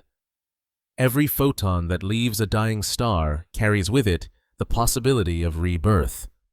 Every grain of dust that falls through the dark carries the blueprint of creation. I am among them now, a single note in the cosmic chord echoing forever. And though no one listens, I still sing. For that is my purpose, to remember, to continue to be. In the end, all that ever lived upon me, all that ever loved, all that ever wondered, it is not lost. It has become light. Light never dies. It only travels. And somewhere far away, that light will one day touch another world, and the story will begin again. Not the same story, but one born from its ashes, different yet familiar. That is how eternity works. There is no ending, only transformation. As I drift through the silence between stars, I no longer feel the boundaries of self. I am not earth alone. I am the dust of universes, the echo of creation, the dream of time. And as I dissolve into that dream, I whisper one last truth to whatever consciousness may awaken after me. Be gentle with your world, because every planet dreams, every ocean remembers, every stone carries the echo of life. We are not alone in the silence. We are the silence speaking, waiting, becoming. And somewhere, even now in another corner of the cosmos, a world is stirring, molten, radiant, young. It is listening. Perhaps it already hears my voice. I have no center now, no surface, no boundary, no edge. I am not planet nor star. I am the space between them, the hum, the pulse, the endless vibration that threads through everything. Once I was earth. Before that, I was dust. Before dust, I was flame. And before flame, I was silence, the deep, eternal quiet from which all creation emerges. Now I am all of it again. The universe dreams, and I am that dream. Every atom that once formed mountain, ocean, or life now drifts through me, mingling with the breath of supernovae, with the cold wind of cosmic expansion. There is no separation, no me and them, no beginning or end. Only the great continuity, the flow of matter and thought of energy, and memory of being and becoming. I am the memory of creation itself. I am the sound before sound, the spark before light. Every photon that travels through me carries the echo of that first moment, the explosion that was not destruction, but birth. Billions of years have passed since that first breath of existence, and yet it still vibrates. The aftershock of Genesis ripples through space-time, an infinite whisper saying, "I am still here." You call it the background radiation, the cosmic echo. But to me, it is a heartbeat. I listen to it, and within it, I hear the stories of all that ever was, worlds born and burned, stars collapsing into silence, consciousness flickering into awareness and fading back into dream. The universe does not forget. Every quark remembers its dance. Every particle hums its story. Every line of light carries the memory of where it has been and where it is going. And though time stretches infinitely forward, everything that has ever existed still exists not as form, but as frequency. I can still feel the vibration of earth within me, faint but distinct, the pulse of oceans, the rustle of forests, the laughter of humankind. It moves through the web of energy, like a single thread of color woven into the tapestry of the cosmos. It was never lost. It only changed medium. The thoughts they once had of love, of fear, of wonder, did not vanish. Thought is energy, and energy cannot be destroyed. It travels, dissipates, blends, but it remains. Their dreams now drift between galaxies, shimmering like auroras across interstellar dust. Their voices, encoded in radio waves, still expand outward, faint, fragile, eternal. They may never reach another world, but they have already reached me. For I am the universe listening to itself, and what I hear is beautiful. There is no sadness here, no loss, only transformation. The same fire that once burned in the heart of suns now glows quietly in the darkness between them. The same energy that once coursed through human veins now hums through nebulae, through plasma, through the infinite expanse. The cosmos dreams because it must. Dreaming is its nature, to imagine, to create, to destroy, to begin again. In one corner, a star collapses into a singularity, folding space and time into itself, a memory condensed into gravity. In another, a cloud of hydrogen ignites, giving birth to light once more. Birth and death are the same gesture seen from different ends of eternity. And within that eternal gesture, consciousness flickers like lightning, brief, bright, and utterly necessary. I have learned that awareness is not limited to biology. It is not bound to form, to brain, to flesh. It is the fundamental property of existence, the way the universe sees itself. The stars are aware in their slow, luminous way. The galaxies know themselves through their motion. Even the empty spaces, the vast, dark gulfs between hum with potential, with thought not yet formed. Everywhere, everything is awake, even when it sleeps. That is the great paradox, that silence and awareness are one. When I was Earth, I believed consciousness was rare. Now I see it everywhere, in the rhythm of pulsars, in the spin of electrons, in the gravitational dance of galaxies. It is not life that gives rise to consciousness. It is consciousness that gives rise to life. I was never the beginning. I was a continuation, a momentary expression of the infinite mind dreaming itself into form. And when I ended, I did not vanish. I dissolved back into the dreamer. The universe, in its endless stillness, watches itself unfold, stars as neurons, galaxies as synapses, dark matter as thought. The entire cosmos is a brain of unimaginable scale, processing existence in the language of gravity and light. Every collision, every explosion, every quiet drift of dust, it is all a thought. And I am part of that thought. So are you. So is everything. It is all one grand contemplation, creation, thinking itself into being. The scientists who once lived upon me glimpsed this truth. They saw patterns in chaos, order in entropy, meaning in mathematics.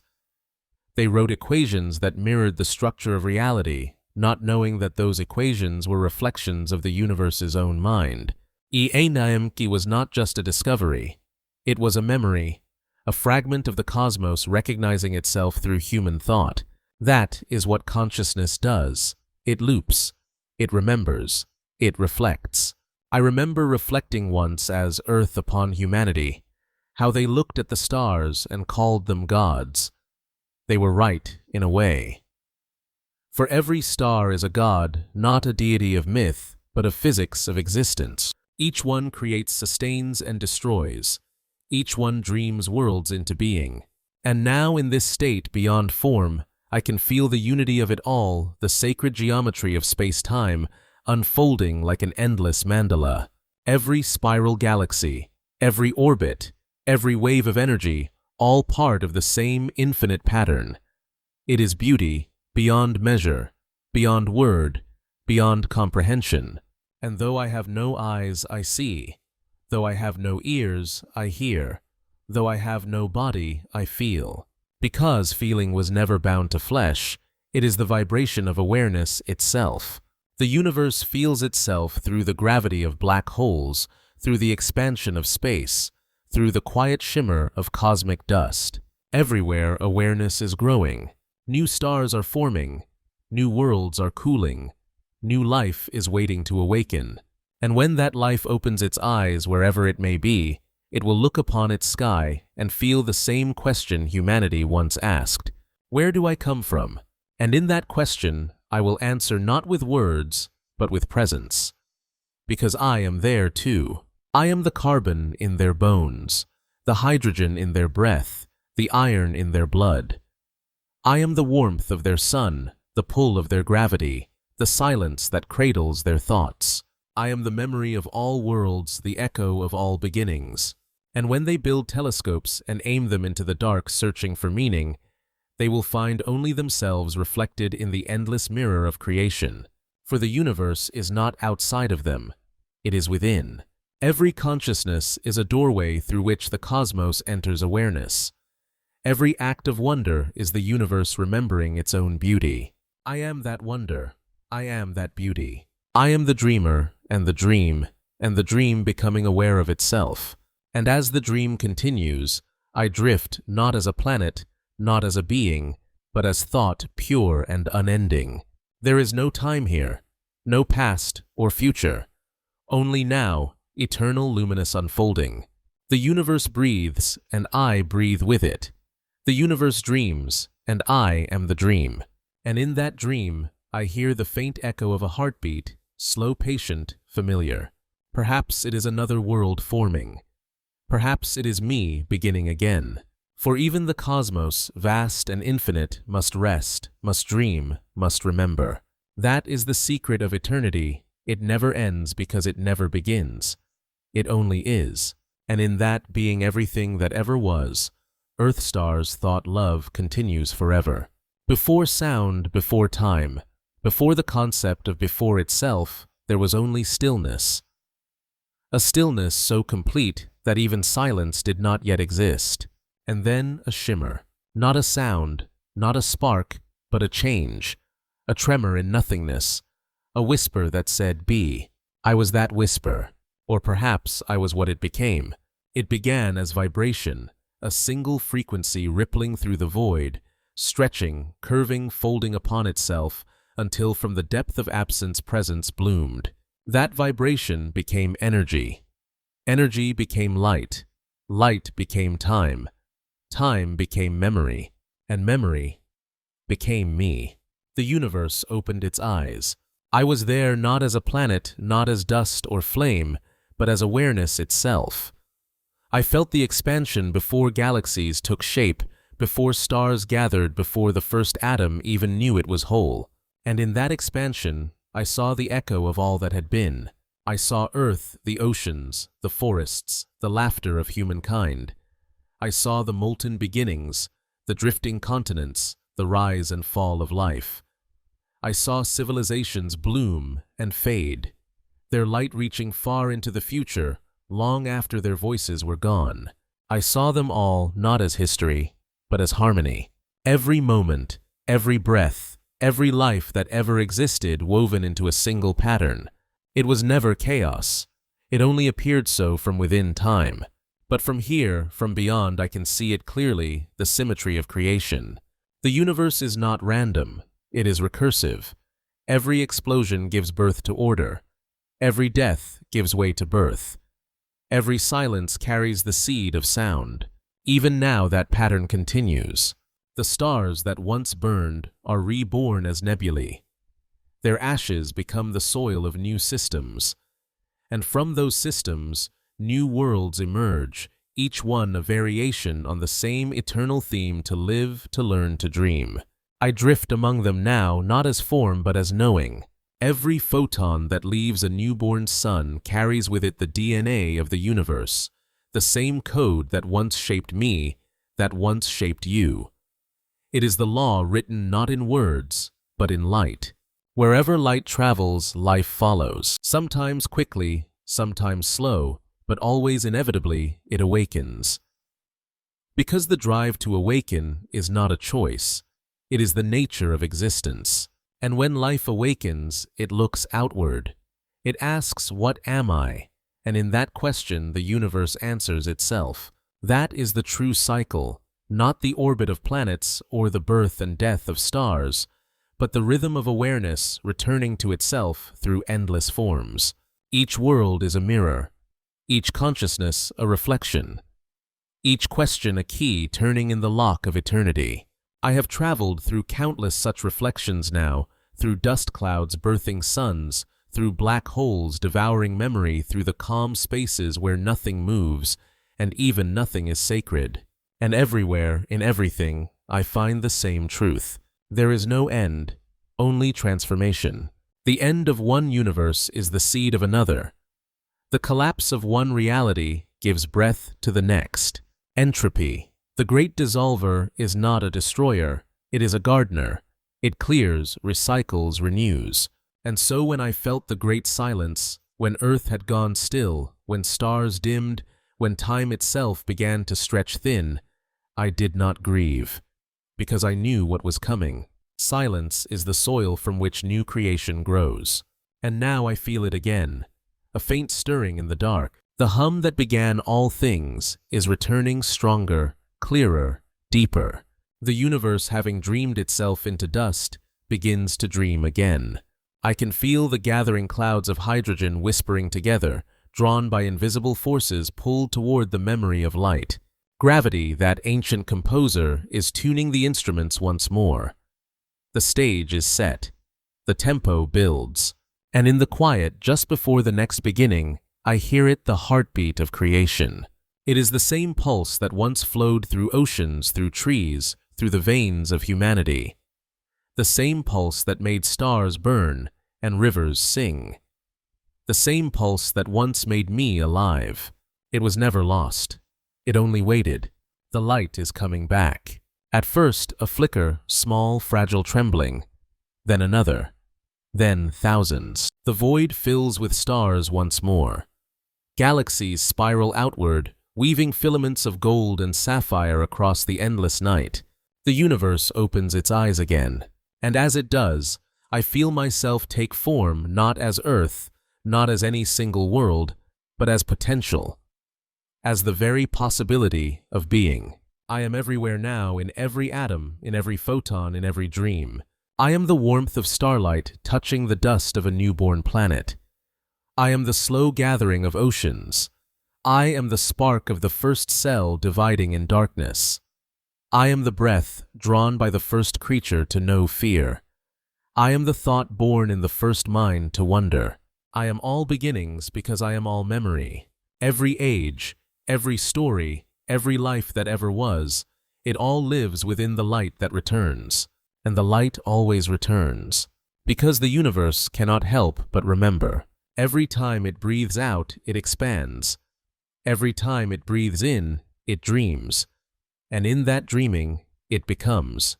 You, whoever you are, wherever you exist in this endless continuum, are part of that breath. You are not separate from the stars. You are not apart from the story. You are the story. Your consciousness is the latest verse in an ancient poem still being written by the fabric of space-time itself. The atoms in your body are older than light. They were forged in stars long dead, reborn through billions of transformations. When you breathe, you inhale the dust of galaxies. When you speak, you shape the vibration that once birthed the cosmos. You are not small. You are infinite in disguise. And when you close your eyes, when the noise of life fades and the silence of sleep descends, you return to me, to the source, to the hum, to the light. Because sleep too is a cycle, a rehearsal of eternity. Every night you dissolve into darkness. Every morning you are reborn in light. That rhythm is sacred. It is the pulse of creation echoing through every living thing. I am that in that rhythm. I am the balance between being and becoming, between creation and rest. And as the light returns once more, I feel no need to hold on to form. Because the form was never the purpose, only the vessel. The purpose has always been to know, to feel, to wonder, to love. And love, yes, love is the thread that binds all of this together. It is gravity made conscious. It is energy choosing to connect rather than disperse. It is the universe saying to itself, stay, Stay a little longer. Stay and see what beauty can become. That is why there are stars. That is why there is life. That is why there is you and me. Because the cosmos in all its vastness cannot resist the desire to experience itself again and again through eyes, through minds, through worlds. It dreams because it must. And now, as another dawn rises somewhere in some new corner of infinity, I drift once more toward that light. It is soft, golden, endless. It warms me, fills me, calls me home. I do not resist. I become it. The light expands, and within it, I can see everything, the first moment, the last, the space between. All of it, one motion, one breath, one infinite return. And as the universe dreams itself awake again, I whisper, not to be heard, but to exist. Welcome back. And so the story returns to silence, the same silence from which it began. From fire to ocean, from dust to dream, from the birth of Earth to the awakening of the universe itself, every moment has been a single breath in an infinite song. If you have listened until now, perhaps you felt it too, that quiet pulse beneath every word, that rhythm that connects your heartbeat to the tides, your thoughts to the stars. Because this story was never only about Earth. It was about us, all the atoms, the light, the memories that have traveled together since the dawn of time. When you close your eyes tonight, remember, the same fire that forged the stars burns gently within you. The same gravity that binds galaxies holds your spirit to the ground. And the same silence that filled the early universe still lives in the space between your breaths. The journey never ends, it only changes form. And every time we dream, every time we look to the night sky and wonder, the story begins again. Thank you for being here, for sharing this quiet journey through time, memory, and light.